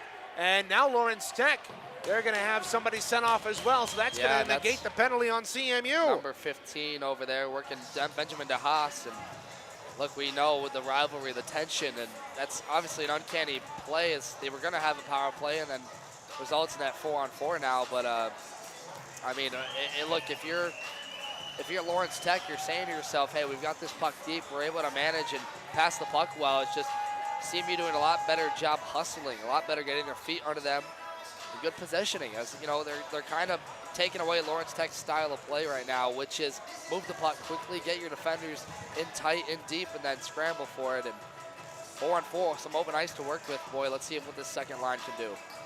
You got to think at some point CMU's got to put out that top line with Porzonic and Bottles. They've got the only goals for CMU in this game. And if you remember correctly, Reagan, I think they connected on 6 of CMU's 8 goals in that Missouri State game last weekend at Miami. That line was dynamic and has been so since Brennan Martin threw it together over the break. Juhas across the way, pressured by Isaac Gibbs and knocked down. Good forecheck here by the Maroon and Gold on this 4-on-4. This is where a speedy team like Lawrence Tech may be able to capitalize. CMU's got to keep their feet moving the defensive end. Here's Klunk on the left side, backhanded it out in front. Nobody got to it. Oh! Isaac Gibbs threw that on his own net. Lauren Jones had to make the friendly fire save. I didn't know we were sharing black jerseys out here. Oh, goodness. You sure, Isaac Gibbs? Oh, that was dangerous. Don't often see that happen, but when it does, it's concerning. I'm not sure if he was trying to get Lauren to stop this puck, why he's trying to go back to the net. I think he was trying to throw it behind the net, but he didn't get enough of an angle on it to make it do so. Icing will be the call here on CMU with 45 to go on the 4-on-4. And you know, you got to wonder with that ice now how tired this group's getting. Maydu shuffling over his knees, just trying to get a rest here as Isaac Gibbs went off. But it was an icing, so he can't change, so he has to come back out. Now Brennan Martin is having a conversation with the official across the way. And it looks to be a little bit of an unhappy conversation. I think Brennan Martin was asking why that icing wasn't waved off, because Lawrence Tech may have been able to get a stick on it at neutral ice, and Martin trying to have the last word here. He's got to be careful here. You know, this officiating crew has been very tight, strict with CMU's bench. Yeah, and it has been. I think Martin was frustrated because the referee walked away, and he was in the middle of a point as they remain in conversation just outside the CMU blue line, and they part on at least somewhat friendly terms, because there was an extra 2 minutes up on the scoreboard for CMU. Well, Brendan Martin, a respected, not only former time as a player, but now coach in the MCHC. And yeah, I agree with you, Reagan. You know, things got to be tight in a game like this. Conference opponent, in-conference opponent, it's important. And tempers flare like this. You already see it getting physical between the players on the ice. Nadu lost his stick. He'll go off for a change, and speeding up left wing here is Radu. Luke Radu left it for Pierceville over the line, harassed from behind there by Isaac Gibbs. Good work for the CMU sophomore. Walker worked it down into the circle, and Christopher Martin will chip it up and down the ice with 5 seconds to go on the penalty, and Campbell got worked over as the 4-on-4 expires. Back to playing 5-on-5. Oh, that could have been too many men. Yeah, that's what Christopher Martin was motioning towards with his arm. Bouncing puck at neutral ice, sent back. Robinson will hold. Robinson lost the puck. Baker's got it in front. He had Campbell, but couldn't get the angle. Campbell's got a hustle right there. Look if he out. Sees that. Behind the defense. Here's Reyes behind the net. Worked it free. They tried to bat it out in front. It's rimmed around to the near side. Robinson up the left point. Shot deflected multiple times in front of Jones, and it rolls in. Deflections galore out in front of Lauren Jones. And Lawrence Tech, for the first time in 3 goals, has one of their own. It's 4-2 with 1:53 to go here in the second. Well, they get this puck going the other way, and it was the break that Owen Campbell couldn't get to the puck on the feed. Lawrence Tech's working with it down low. They try and go behind the net to try and free up the slot area, draw defenders in, and they do just that. Goes back up to the top, and then sort of a soft clapper, and it goes off a couple of people and in the back of the net. And I don't even blame. Goes off about 4 or 5 people out in front. I don't know how you can see that puck for Lauren Jones anyway. Trickled over the line, which is another unfortunate bounce for CMU. They had one that kicked off the scoring, and now a penalty coming up here on Brendan Clements. Shot corralled by Lauren Jones when we've got a scrum out in front. Yeah, I'd argue, Reagan, CMU's been the non-benefactor of about 3 of these 4 Lawrence Tech goals just from bad bounces. I mean, the first 2 were, momentum-based and went off a couple of bodies, and then that one again. I don't think you can really blame Lauren Jones for that one. It's more just, bad positioning, tip play, what do you want to call it? It's the game of hockey, it happens, and Lawrence Tech's really benefited from that tonight. 1:35 to go here in period 2. Lawrence Tech 0 for 2 on the power play, gets an opportunity here, looking to extend their lead back to 3 after a couple of wonky goals, including that most recent one. Robinson up the right point, fed it down the wall to Juaz. He had to chase after it, but Nathan Bottles is the first to get to it and chop it out to center. I mean, this is kind of what you expected, though. This game is kind of going per course of the script a little bit. Over the line, Holmes into the shot. Jones couldn't corral the rebound, but it was cleared by CMU. I mean, Tech had the early lead in this game 2-0. Then CMU kind of storms back, making a 3-2 game from Porzondik, and then, a bad balance. And now look, all of a sudden, Lawrence Tech has some great play. Oh, wow, wide open in the slot. Bouncing puck around by Nathan Bottles. The zone end, and it'll skate out to neutral ice and dump it in and go off for a change. Lawrence Tech fans wanting it offside. They aren't going to get one. This one's sent down the length of the ice. Icing will be the Talk call about crowd assistance. against LTU. You hear them over there? There's about 15 strong over there in scratches. And it's all scratches. Shows you how big this Lawrence Tech roster is, and they pull a lot of guys up to D1, and a lot of guys go in between Divisions 1 and 3, but you also, on any given night, I think we've got, 15 scratches on our roster, enough to field a team in and of itself. Well, you're kind of failing to mention that they kind of share the rosters here on the Division 1 side. With the Division 1 team. I literally said that, Devin. Oh, did you? Yes. Oh, well, hey, look, I'm having Thanks my for lapses listening, tonight. sir. You're welcome. I have selective hearing with you. You know that. And I do with you. Here's Walker up the right point. A shot whistled wide left. 15 seconds to go in the second period. Puck in the left circle. Reyes couldn't corral it. Walker has it up high slot. A shot deflected off of the gold leg in the slot. 3 seconds to go. Puck is free behind the net. And it's worked to the corner, and that'll do it. Time expires on the second period, but CMU and Lawrence Tech both get 2 goals apiece in that second period. We'll recap that and more when we come back to the second intermission report here on CCHN 4-2 after 2.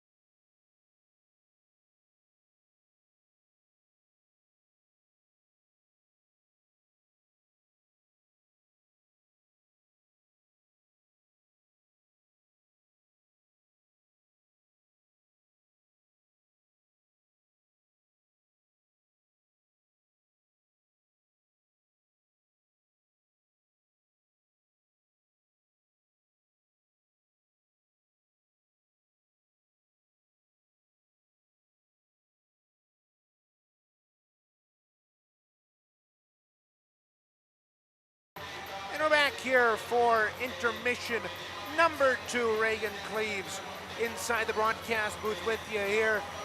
And we're after 40 minutes of play. Central Michigan is down only by 2 like they were at the beginning of the second period, but this one a little bit tighter of a game, a different feel to this second intermission. Central Michigan allowed the first goal in that second period. It was a quick shot from the slot in on a rush for Lawrence Tech. It beat Lauren Jones cleanly over the glove hand side, and that made it a 3-0 game. But then it was the Andrew Porzondik show for the next about 10 minutes of that, capped off by 2 of his goals, and the second one was just a piece of art. Let's just be honest. He picked up a stretch pass right at about the dot at neutral ice. He had a man coming in trying to angle him to the outside. He stepped around him, managed to not hit him, kept his balance, and roofed it over Griffin Foster's glove for the second goal of the game for CMU, and kept it in, kept them in this hockey game. But late in that third period, it was a rough goal, a shot from the left point that took about 45 different bounces out in front, and it eventually worked past the netminder Lauren Jones, trickling ever so slightly over the line, and that made it a 4-2 game, which is where we are at the end of 2 periods of play. Brandon Clemens still has 25 seconds left on a minor penalty that he incurred at the end of that period, but it's been a penalty-heavy second period. I think both teams had 2 penalties. CMU now has their 4th minor penalty of the game. Lawrence Tech has 3, so not as many penalties as you might have expected from a rivalry this heated, especially given last year's game at this venue. But CMU and Lawrence Tech doing their fair share of penalties here in this one. At the end of 2, it is 4-2. Now let's take a look at the out-of-town scoreboard. The Grand Rapids Griffins host Milwaukee this Saturday. Bob Casual Air Figures will have that call for you on Wood Radio 1300 1069 FM. That'll be 7 o'clock on Sundays. The Spirit hosts the Sting of Sarnia. Same night, 100.590 or 790 WSGW out of Saginaw. The Wings host the Islanders tonight at 7. Watch that on Valley Sports Detroit. And take a look at the rest of the National Hockey League. The Kings take on Florida. Ottawa goes to Toronto. San Jose is at Carolina, and Vegas is at New York. The Rangers, all those games at 7 o'clock. 8:30 we'll see the Devils take on the Rangers. Calgary visits Seattle at 10, and Columbus is on the road at Vancouver at 10. We'll step aside, but right after this, Kyle Chapman sits down with Devin Serra. That's coming up right after this here on the Second Intermission Report, brought to you by OptimX Sports.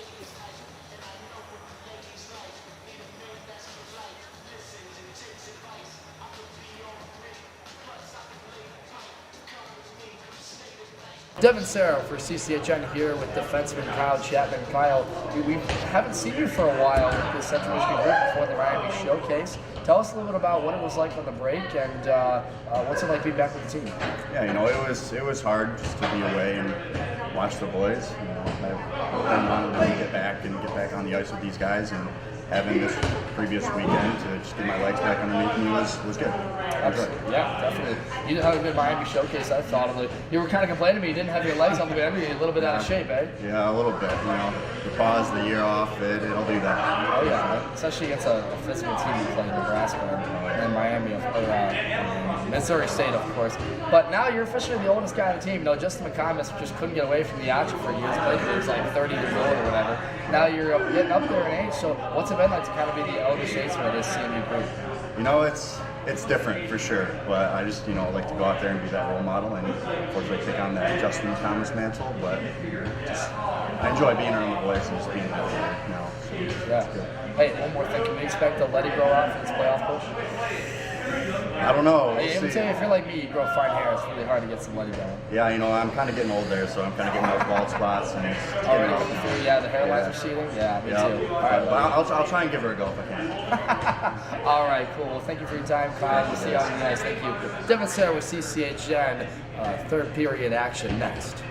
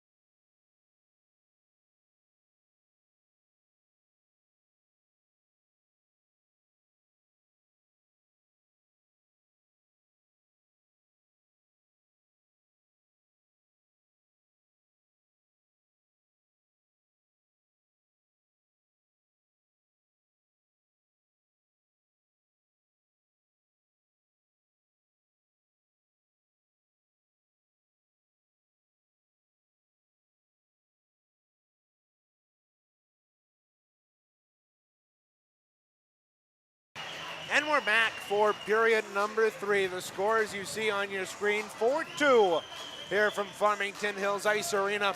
Reagan Cleaves, Devin Sarah on the call for you here. And Jacob Chapman working the camera. CMU right to left in this third period. Gold jerseys with maroon trim, maroon helmets, maroon pants, gold socks. Lawrence Tech in those crisp black uniforms with blue and white stripes across the middle.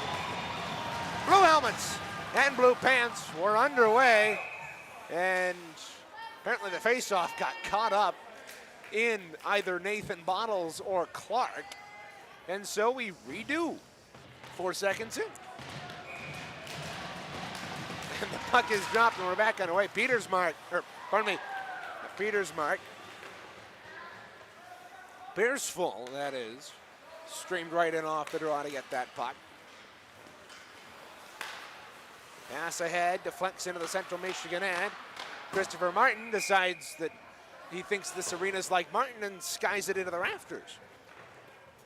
Well, this third period, crucial time. Obviously, CMU down by 2 goals in this. But, you know, I don't think there's really a sense of urgency on that bench. A couple of unlucky bounces went in Lawrence Tech's favor in this game, notably the first 2 goals. And then Jones kind of let up a soft third one, and then CMU stormed back, made this a 3-2 hockey game. And, boy, Andrew Porzanic, again, another multi-point night, 2 goals, and doing it in flashy style. And you just got to stick with it right now. This is still an anybody-can-win game right now. Bard at the bottom of the circle lost the puck, and Porzanic chases it out to neutral ice.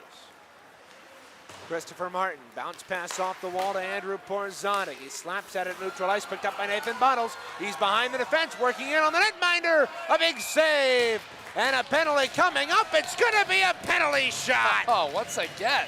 That's the 3rd straight game that CMU's been in with a penalty shot, and it will be Nathan Bottles. Again. Who converted against Saginaw Valley State.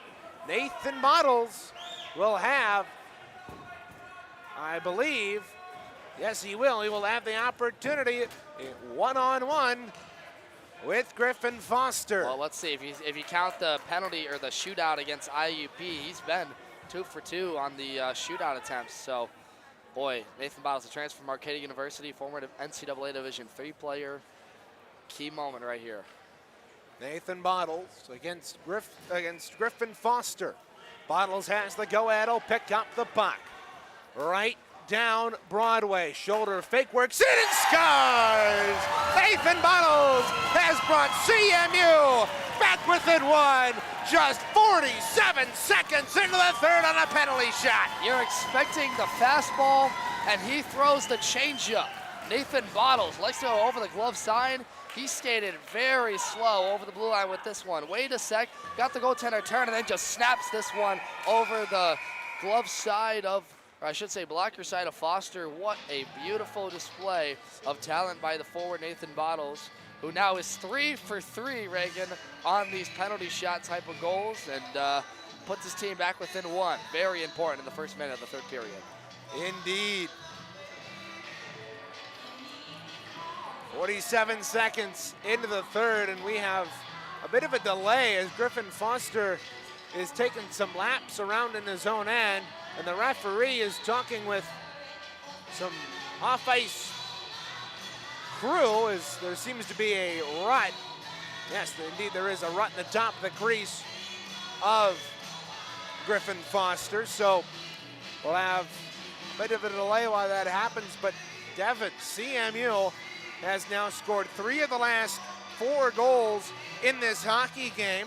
It seems to me that they're capitalizing on momentum. Well, it's more the top line is finally going to work again. That kind of bang-bang play through the neutral zone gets Nathan Bottles on a rush, and the defender can't do anything but hook him to cause the penalty shot, and then you get a penalty shot. I mean, Nathan Bottles is clear he can't miss on these against one-on-ones, right? So, you know, for them, it's, yeah, about momentum, right? And what this group's going to talk about is this is going to be the hardest working period for both these teams, I'd argue, all season, mainly because of the physicality. We've already seen some of the post-whistle stuff get a little bit, you know, hasty, right? And neither side wants to take the bad penalty.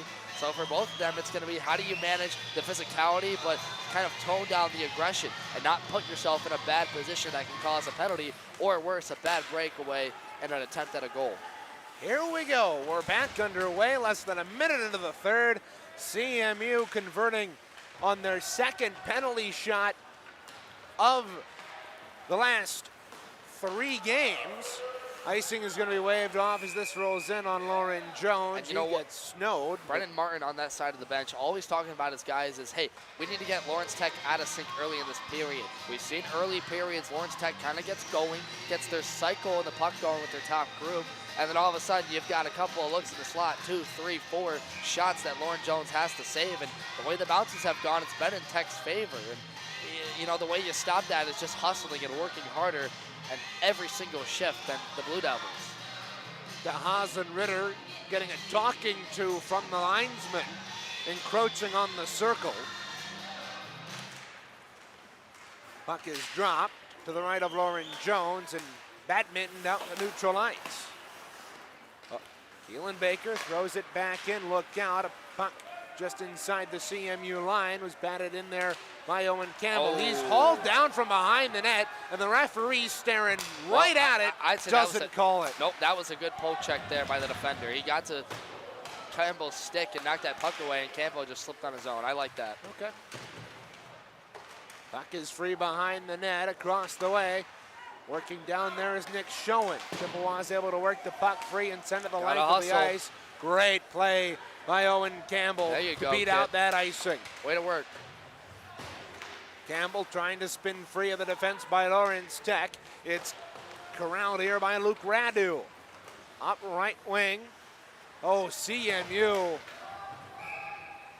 This is going to be an icing call here on CMU. CMU just got away with too many men on the ice, Stefan. Well, Campbell was about 10 feet from the boards, and surprisingly, nobody in this arena yelled anything. Yeah, especially that scratches portion of this student section we've kind of been listening to throughout the game, and I'm sure they would have picked that up right away. And yeah, you're right, but Lawrence Tech got away with one earlier, so you know it kind of evens out now. True, but still, not something you like to see from CMU. Some unorganized play. Now a pass ahead to Jane Adu. Takes a big hit across the way, and Isaac Gibbs chases after the loose change. Free in the right wing boards, taken away by Young. Wayne Young had it chopped away from him. A backhanded pass to the legs of Isaac Gibbs doesn't go. CMU has to regroup. Stretch pass through center ice. Icing waved off is back there. Look out. Now the Chippewas on a good play there by Isaac Gibbs are unable to convert. Look at Andrew Siraki waiting for that, and a bad mistake by the Lawrence Tech defender leads to a chance for CMU. And boy, Isaac Gibbs, he's lucky right there. He didn't score that one, Foster, because I mean he had that one at point blank range in the back door.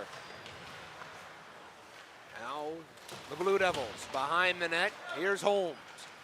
Worked over there by Siraki, who takes a big hit into the boards, and Connor Morgan hooked. Taken down, but no call coming. Here's Walker over the line right wing. Dropped it off for Juaz. Worked over by Siraki. Clark kept it in right point, shot blocked. Juaz blocked the clearing attempt to the near side. Holmes throws it off the side of goal, and Andrew Siraki picks it up. 3:30 gone here in the third period of play. CMU is going to have to get their guys back out on the ice. Icing is the call. Premature dump there by Siraki. He didn't gain the red line before getting that puck in. I think he was thinking in his head just, you know, routine play, get this one deep, and then it didn't get in the red line. So, yeah, another icing. Trying to hit his man through center. It didn't work. Now Siraki's going to dig in with Pierceful across the way. Loose puck is spun around in the left circle there by Shaya. Schoen kept it in at the right point and got decked by Andrew Siraki for. Oh, good keep. Blue Devils tried to center it. Went off a skate. Schoen on the near side. His shot took a body out in front and trickled just wide. Pierceful. Picking up the puck, guarded by Morgan and Siraki. Siraki takes him to the boards. Morgan to pick up the loose puck. Sends it across to the near side. Porzonik, a self-pass ahead on left wing. Trying to cut into the middle. is run into the boards. Good play defensively there by Nick Schoen. Now the puck comes out to neutralize Charlie Hayes. Backhands that into the offensive end and goes for a change. He's laboring as he gets to the bench. And look out, here's Juhas, and he rang it off the iron. Boy, I don't know who passed that, but they found the laying glove of a CMU forward on the ice. That was some nice passing. Wow. I think it was Charlie Hayes' glove as he went to the bench frustrated. He might have gotten a slash across the hands. Now Thompson in. His shot was blocked. Nathan Bottles chips it up the wall to Baker, trying to get it out. Holmes denied.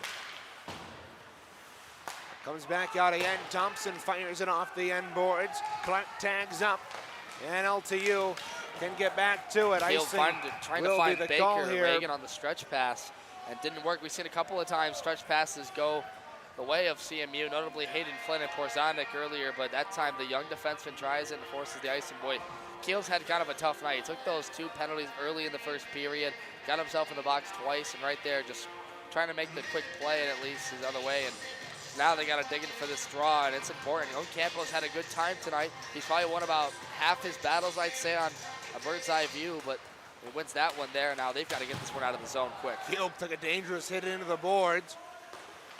Young holds it in left point for the Blue Devils. His shot sails high. 14:42 to go in regulation. Behind the net to Haas. At the side of the net, fed it into the back door. Clark trying to pick it up, and he does. We'll shovel it up to Young left point. Here's a shot.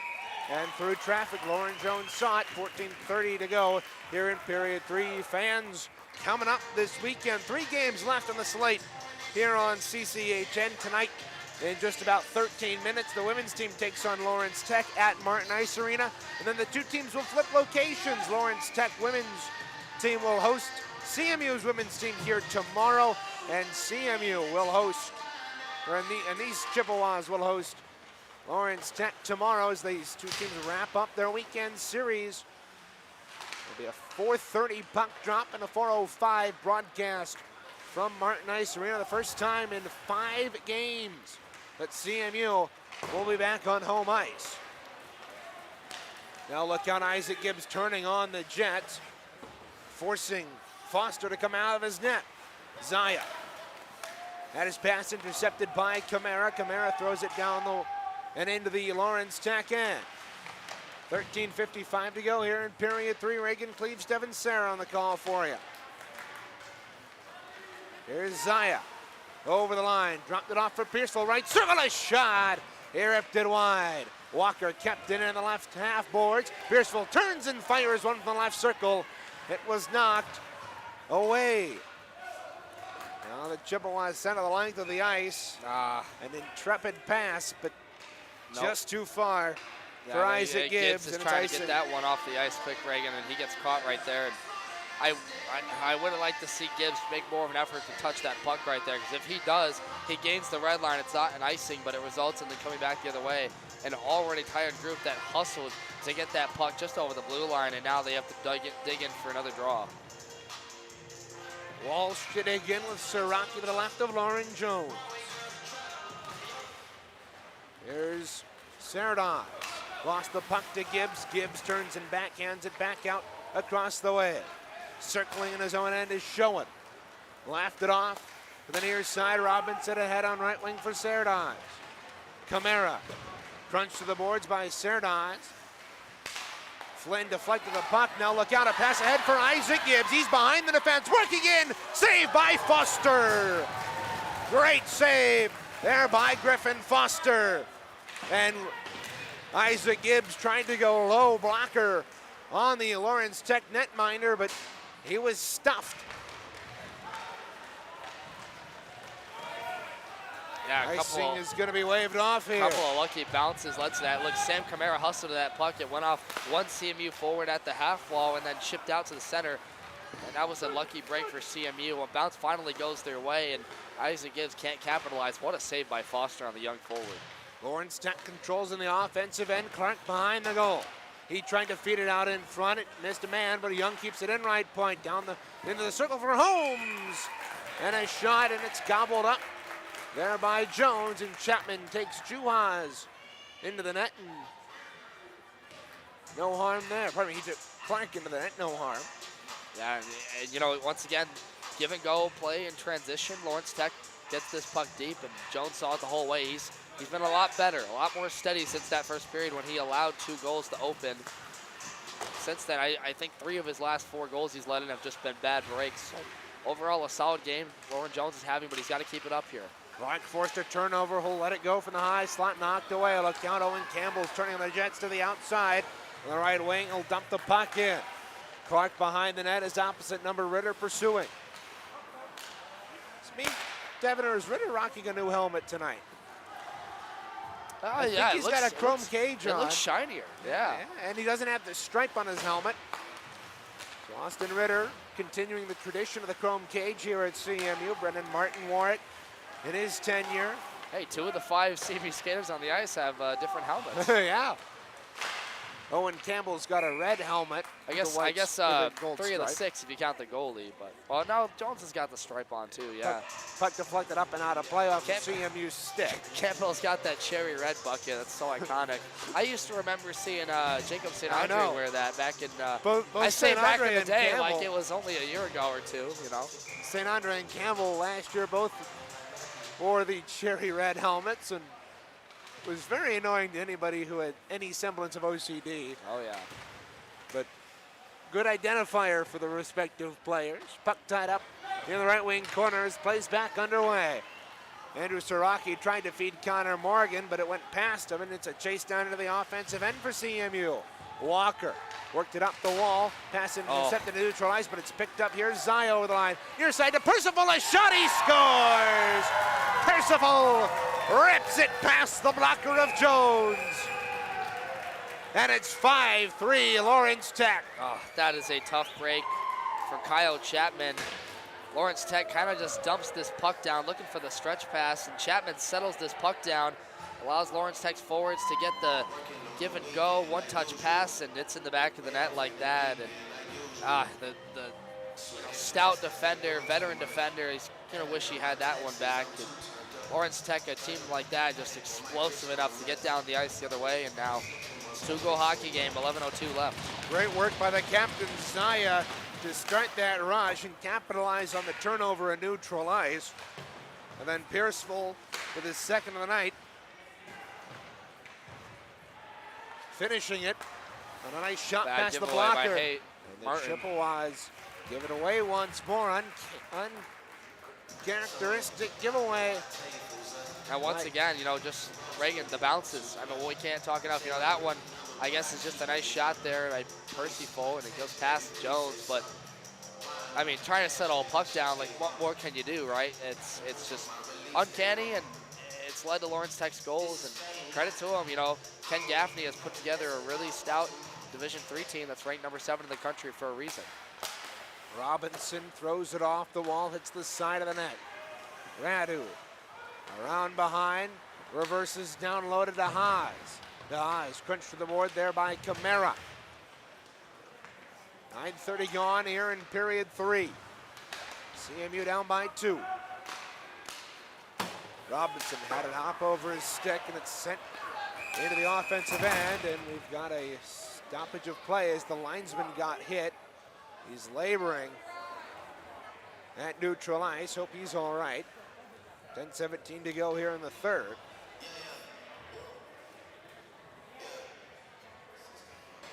We'll have a draw just outside the CMU line.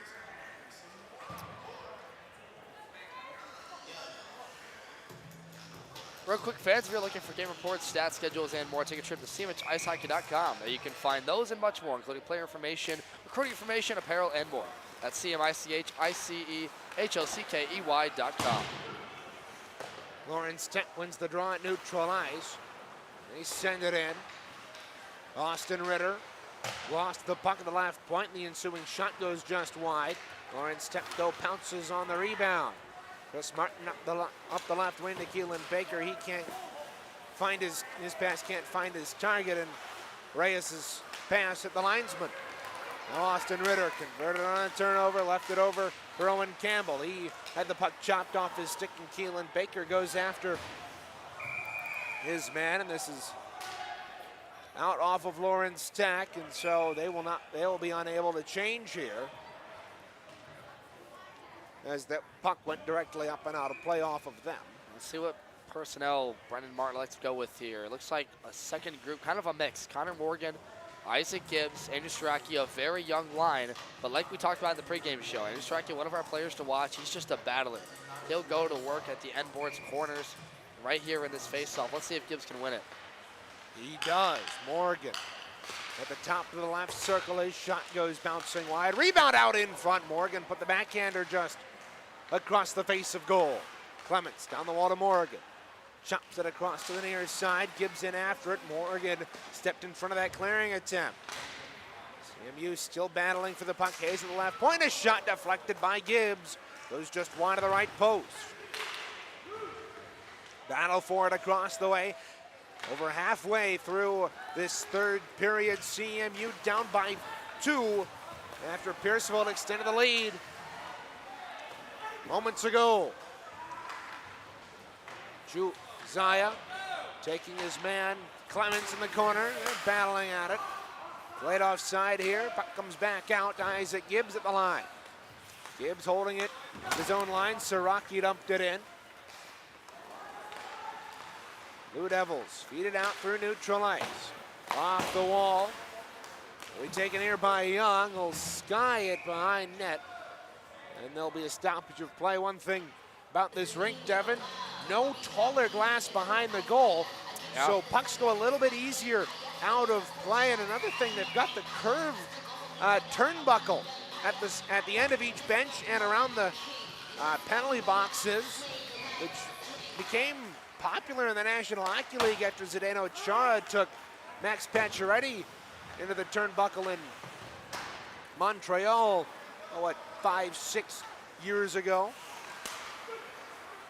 A little bit safer as they're a rounded edge. So if you get hit there, you're not going face first into a corner. Still hurts, but yeah, it's safer.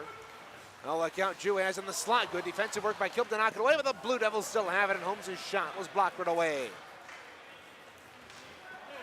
Chippewas roll it down the ice, right in on Foster, and Bottles providing the forecheck for CMU.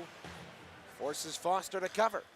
Yeah, and that gives them just enough time to get new personnel out on the ice. That's Owen Campbell, Austin Ritter, and Keelan Baker. And this is a grind line, if you want to call it that. Austin Ritter has kind of had a rougher night, hasn't really touched the puck a whole lot. Owen Campbell's been solid. Look at that. Campbell right in off the draw. His shot was blocked. Rebound lays in the left circle. A spinner on shot by Baker. Went off the skate of Arnold. Yeah, and another block shot by Lawrence Tech. They've done a wonderful job tonight getting in front of their goaltender, not letting the puck get to him as much. And look out, oh, Braden Keel. Keel got stepped into by Zaya. The Devils have been just bullying him tonight on every corner of the ice. For a young defenseman like that, it's tough to see, but he's learning for sure going up through the ranks. Indeed. Puck held to the left wing corner, eventually worked free by Lawrence Tech. Walker's pass ahead, hit a body, but Zaya wraps it around into the zone. Bart behind the net, works the puck free, still got it the side of the net, but he lost the puck, and Owen Campbell picks it up for CMU. But Bart on a tear on the forecheck on the offensive end, eventually works it free. Kielb pins Radu to the boards. 6:56 to go here in the third. Central Michigan down by 2. Lawrence Tech doing a great job of killing time in the offensive end, and Campbell steps around his man as they went for the check. And time is not on CMU's side right now. They got to get a cycle. And that won't help. Robinson picks the top right corner past Lauren Jones over the glove. And 6:40 to go here in the third. Lawrence Tech has extended their lead to 3. It's a nice shot, no doubt about it. Robinson going far down from the right circle. I mean, he skates past 2 defenders here over the glove, and you can argue that's one Lauren Jones has got to have, but I mean, it's just been the hustle, the work. And CMU gets in their own zone, they're tired getting back. They can't force Lawrence Tech to the outside any more than that. It's just a nice shot and puts them up by 3 now in this hockey game, 6:34 left. And, you know, credit to Ken Gaffney and this group. Their system obviously has out-tired CMU at times in their own end and forced them to do what they're doing now. Look at this, killing time, and they have to make some toe-touch passes in the trapezoid because they can't get anything going with their forecheck. CMU hemmed inside their own end for the last 3 or 4 minutes. This one sent the length of the ice, and Foster comes out of his net. Oh, look he out. Gave it away, but CMU unable to capitalize, still trying to vie for possession. Worked free, though. Pass intercepted by Christopher Martin and neutralized. And Robinson, who just scored goal number 17 on the year, lifts it up the ice. MacArthur fed it out in front. Andrew Porzonik picks it up. Bouncing puck corralled at the defensive blue line. Here's Christopher Martin on the near side. Stretch pass ahead, didn't hit anybody, but Darcy, his proximity, negated the icing. There's Porzonik, a neutralized, has 2 goals tonight, along with Nathan Bottles on the penalty shot. That's all 3 goals contributed by this top line for the Maroon and Gold. Puck free at the side of that. Bottles' shot was wide. Porzonik got it down low. Bottles has it back. He spins around and fires it out in front. Bouncing puck is still free. And it's eventually held on to there by Foster. I just got to compliment Lawrence Tech here for a bit. They're absolutely, I don't want to say outworking, but they're matching the energy of the Chips. They're forcing them to stay behind the net. Nathan Bottles has to turn around 1, 2, 3 times. And when they get a look in front of the net, they're just clogging up the middle. And, you know, that's a credit to their system, credit to all the assistant coaches over there on Lawrence Tech's bench, Bryce Elbert, Griffin Grenzwicks, and Michael Warnick, for just keeping this team at, even when they're up in a 3-goal lead with 5 minutes left, just to hustle and work hard for the puck. Not a lot of CMU would do easy look to the net. Charlie Hayes corrals that puck off the wall. 4:46 to go here in the third. We've entered the final 5 minutes of play here at Farmington Hills Ice Arena. A comfortable 3-goal lead for Lawrence Tech. Look out, Clements almost gave it away. Charlie Hayes has to slide it around behind the net. Lawrence Tech's bench chirping at CMU on the ice. Yeah, and deservedly so. I mean, this is a very good Lawrence Tech team, as seen. Seems like they've just been able to score on all 3 fronts tonight, their top 3 lines.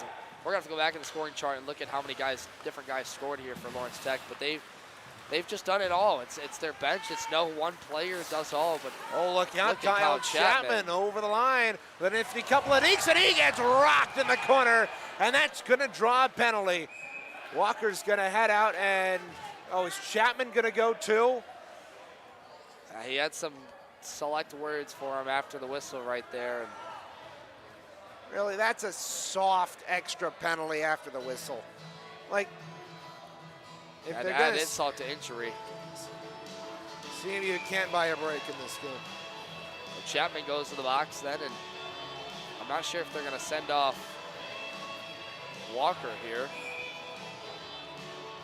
Yeah, they should send off Walker for the penalty. Actually, I haven't seen a motion in the penalty box yet, and now they'll it's going to be Bart.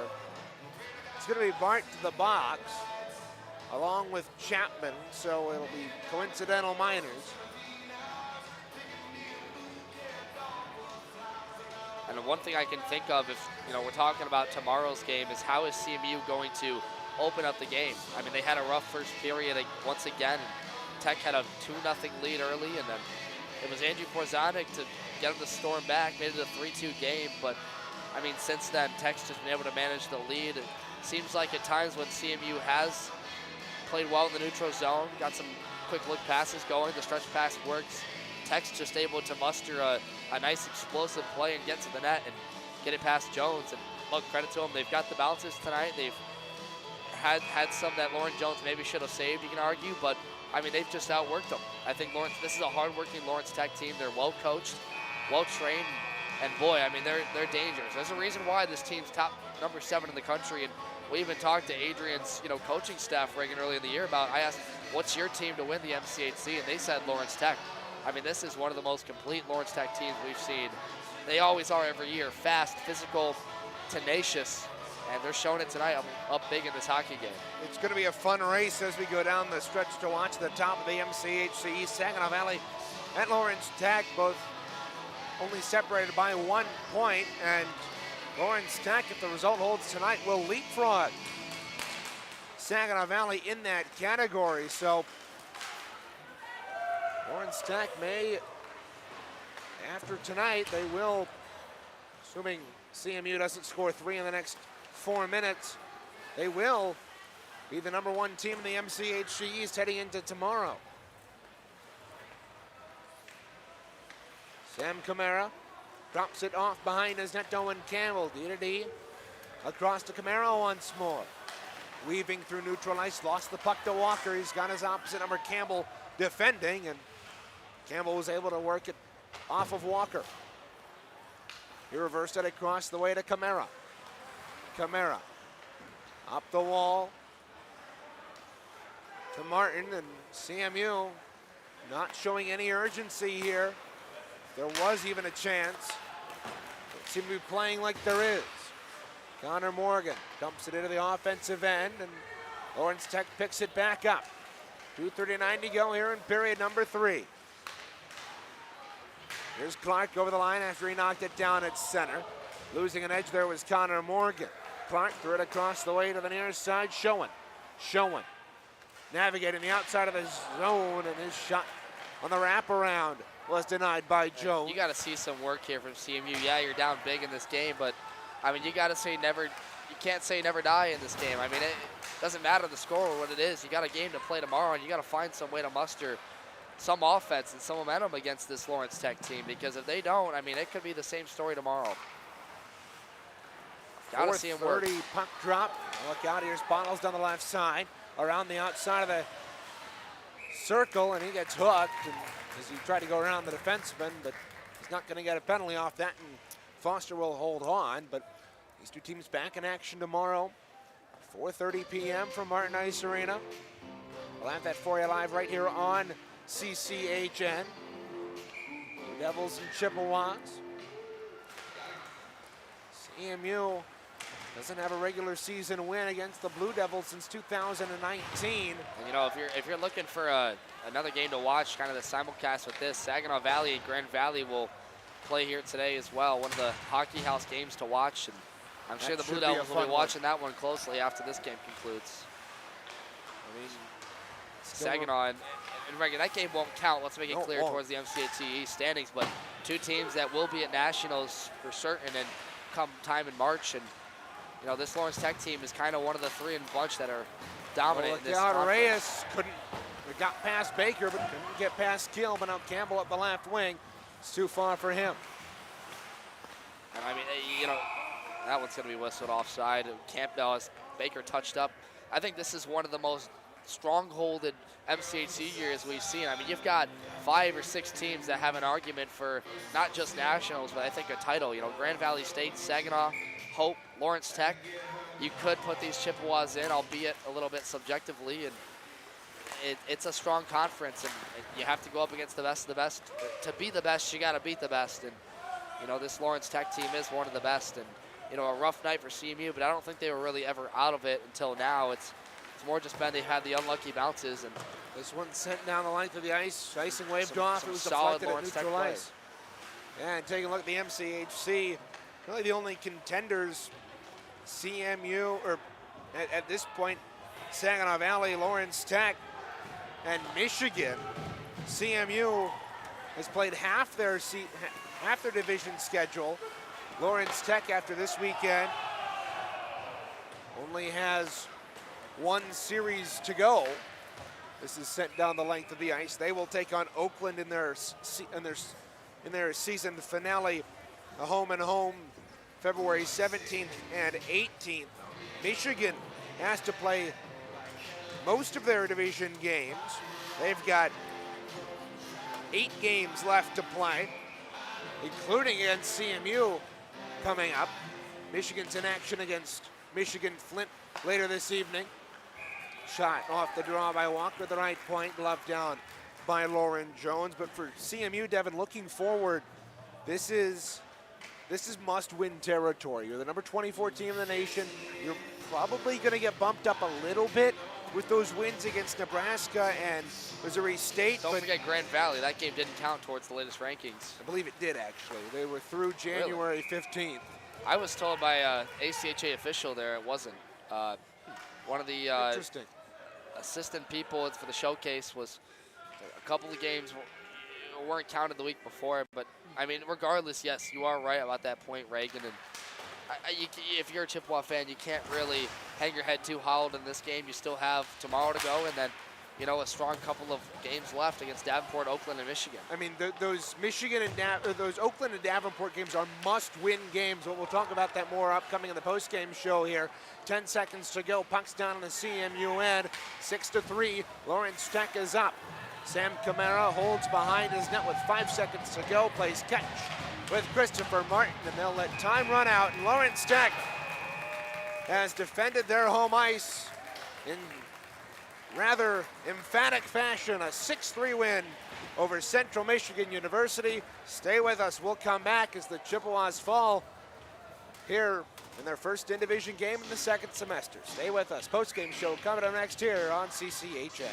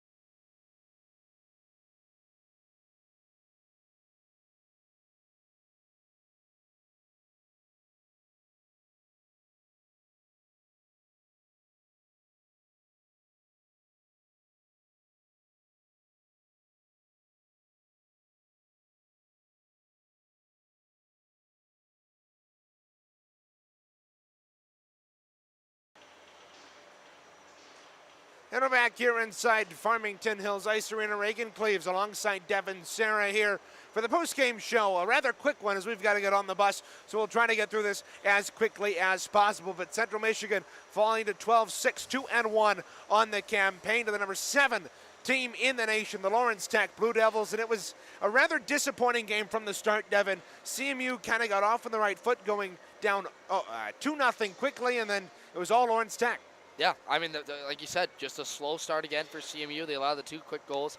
And honestly, they came 30 seconds apart, pretty bad bounces. You really couldn't blame Lauren Jones for either one. And it looked like CMU didn't have panic. That second period, the top line went to work. Andrew Porzondik, obviously 2 goals. Again, another multi-point night. He just continues to show why he's one of the best in men's Division 3 at his position. But then afterwards, Lawrence Tech controlled the game. They get an explosive play. CMU had a lot of great chances. Nathan Bottles had his penalty shot he scored on again. He's 3 for 3 now on the year on those types of goals. And, you know, if you're CMU tonight, I don't think they were ever out of the game, but they just couldn't get back into the score. Lawrence Tech built that score up. They had that 2-goal lead, and it seemed like they just stayed there the entire night. This was a night that, look, Lawrence Tech got the better of the chips for good bounces, whether you want to talk about the defensive breakdown at times. A rough night for some of CMU's rookie defensemen, I would say notably Braden Keelb. But, I mean, overall, it was just a game of Lawrence Tech showing why they're number 7, why Ken Gaffney is such a good coach, and just credit to them. They played an outstanding game. Indeed. Andrew Porzondik now has 6 goals in the last 4 games for him since the start of the second semester, and Nathan Bottles has his first goal of the semester, building off of a 3-point performance against Missouri State. But other than that, it was a really haphazard game for CMU, unable to get much going outside of those 3 goals. They were within 1 once and within 2 twice, but they are unable to knock off the number 7 team in the nation. Taking a look at our players to watch, we had Keelan Baker and Andrew Siraki, as far as we know, didn't get on the score sheet, but they didn't announce assists or goals over the PA, so all we know is goals somewhat. But they still played very well. I think Baker got some opportunities. He did a good job of getting the breakout started for CMU, and Andrew Siraki did well in the face-off circle. Yeah, and you're right, and they did exactly what we expected them to. Work in those different areas, not show up on the score sheet, but still contribute for them. I honestly thought Baker had a couple of bad breaks in his own end at times in this game, and especially early on, but I thought he recovered well. I thought Siraki did what he was doing, the supporting role, and not necessarily finishing the plays, but showing up for that second line. You know, he had looks with Morgan tonight, Miller, a couple of different players, Campbell, and you know, it really CMU's top line again, the only one that contributes, and it costs them. And then, you know, the goaltending, a question, right? I think for LTU, of course, you know, reliable. Griffin Foster, with now his 9th win of the year, he's been a steady presence for them. It just shows all around how a well-rounded team Lawrence Tech is, and really how much work the Chippewas have to do with their supporting cast to kind of help out that top line of Porzonic, Bottles, and Flynn. Yeah, Connor Juhas also played well tonight all over the ice for Lawrence Tech, creating and generating multiple chances, and he was our other player to watch. Devin, how do you think CMU did on our keys to the game?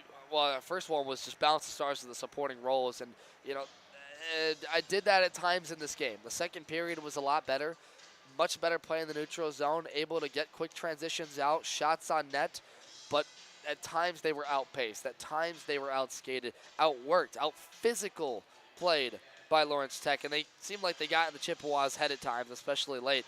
Tomorrow's going to be the same story. It's going to be another physical game. The tempers are going to flare even more, and that's where you really got to keep your hot heads in check for either side. And then next we had ride the momentum, get those quick succession goals. Those went against the Chips tonight. Lawrence Tech got the first 2 quick goals in succession, and then their last 2 goals, I think, were within 3 minutes of each other. So if you talk about, you know, building off momentum, what was the Miami Showcase, taking down the top 15 teams in the nation, and one of those top 5, it doesn't carry over. And that just shows the MCHC, Lawrence Tech. This is a 2-horse race, I believe, for the MCHC East. Saginaw Valley and Lawrence Tech. And Lawrence Tech probably, I'd argue right now, looks like the better team. I would add Michigan in there as well, Devin. They've only played 4 games in conference, and they've got a bulk of their schedule to go, including 2 weekends from now against CMU. Don't forget, they took down Notre Dame, who was number 3, 9-0, and 4-2. And they're going to play the Chippewas in a couple weekends, and yeah, it's a 3-horse race, I guess. Yeah. Exactly. Taking a look at our 3 stars of the game, we had Shane Pierceful with 2 goals, including a really nice give and go with Zaya, the captain for Lawrence Tech, that made it 5-3. Bringing up second star of the game, Andrew Porzana with 2 goals, and then it was Zaya, our 3rd star of the game, with that assist on the Pierceful goal. Taking a look ahead, these 2 teams back in action against each other tomorrow. Central Michigan now 2-1, pardon. Lawrence Tech 15-4-0-1. They will be in action tomorrow afternoon at 4:30 p.m. We'll have that for you right here on CCHN. It'll be a 4:05 broadcast time live from Martin Ice Arena. The first time, Devin, CMU's been back at the Marty this semester, and yeah, it's a big game for them to come back. And you know, for people that watch our broadcast, you know, Martin Ice Arena typically is just supported by the families and parents and friends. But tomorrow there could be a real chance for a scene, a crowd up there. I've heard some rumblings throughout the week that some, you know, Greek life members on campus have been thinking about coming out, and friends of this Chippewa group. So look, if there's a time to come out to Martin Ice Arena and pack that barn and make it loud, it's tomorrow. CMU's got to rebound quickly against a great Lawrence Tech team. It seemed like at times they got exposed against. And you need sometimes, when you got to put in that extra muster, that extra effort, you need the crowd behind you. And I'm sure if the people show up, it'll be a credit. So if you're watching this, get out to the Marty tomorrow. If you're in Mount Pleasant, it's going to be one to watch for sure. It should be a fun one. Taking a look before we head out the out-of-town scoreboard, Hope taking on Ferris tonight. Missouri State plays Arkansas. Saginaw Valley State. Number 5 takes on Grand Valley at number 9. Number 6, Michigan hosts Michigan Flint. Air Force takes on number 22, Arizona State. And Purdue takes on Kent State with Purdue being at number 10. Grand Rapids in action on Saturday against Milwaukee. The Spirit also in action on Saturday against Sarnia. And the Wings take on the New York Islanders tonight at 7 p.m. Before we head out, we'd like to give special thanks to Jacob Chapman for running our camera this evening. We were without anybody coming down on the road trip. We're a bit stripped for volunteers this weekend, so we had to reach out to somebody in the crowd. Jacob stepped up, and we were happy to have him here this evening. The younger brother of Kyle Chapman, happy to have him up with us this evening. That will just about do it for us this evening, but we'll be right back tomorrow for the series finale between these 2 teams. Until then, my name is Reagan Cleaves, for Devin, Sarah, and everybody else here at CCHN saying so long from Farmington Hills, Michigan, as the Central Michigan Chippewas fall to the Lawrence Tech Blue Devils by a final score of 6-3. Thanks for watching, and have a wonderful night, everybody.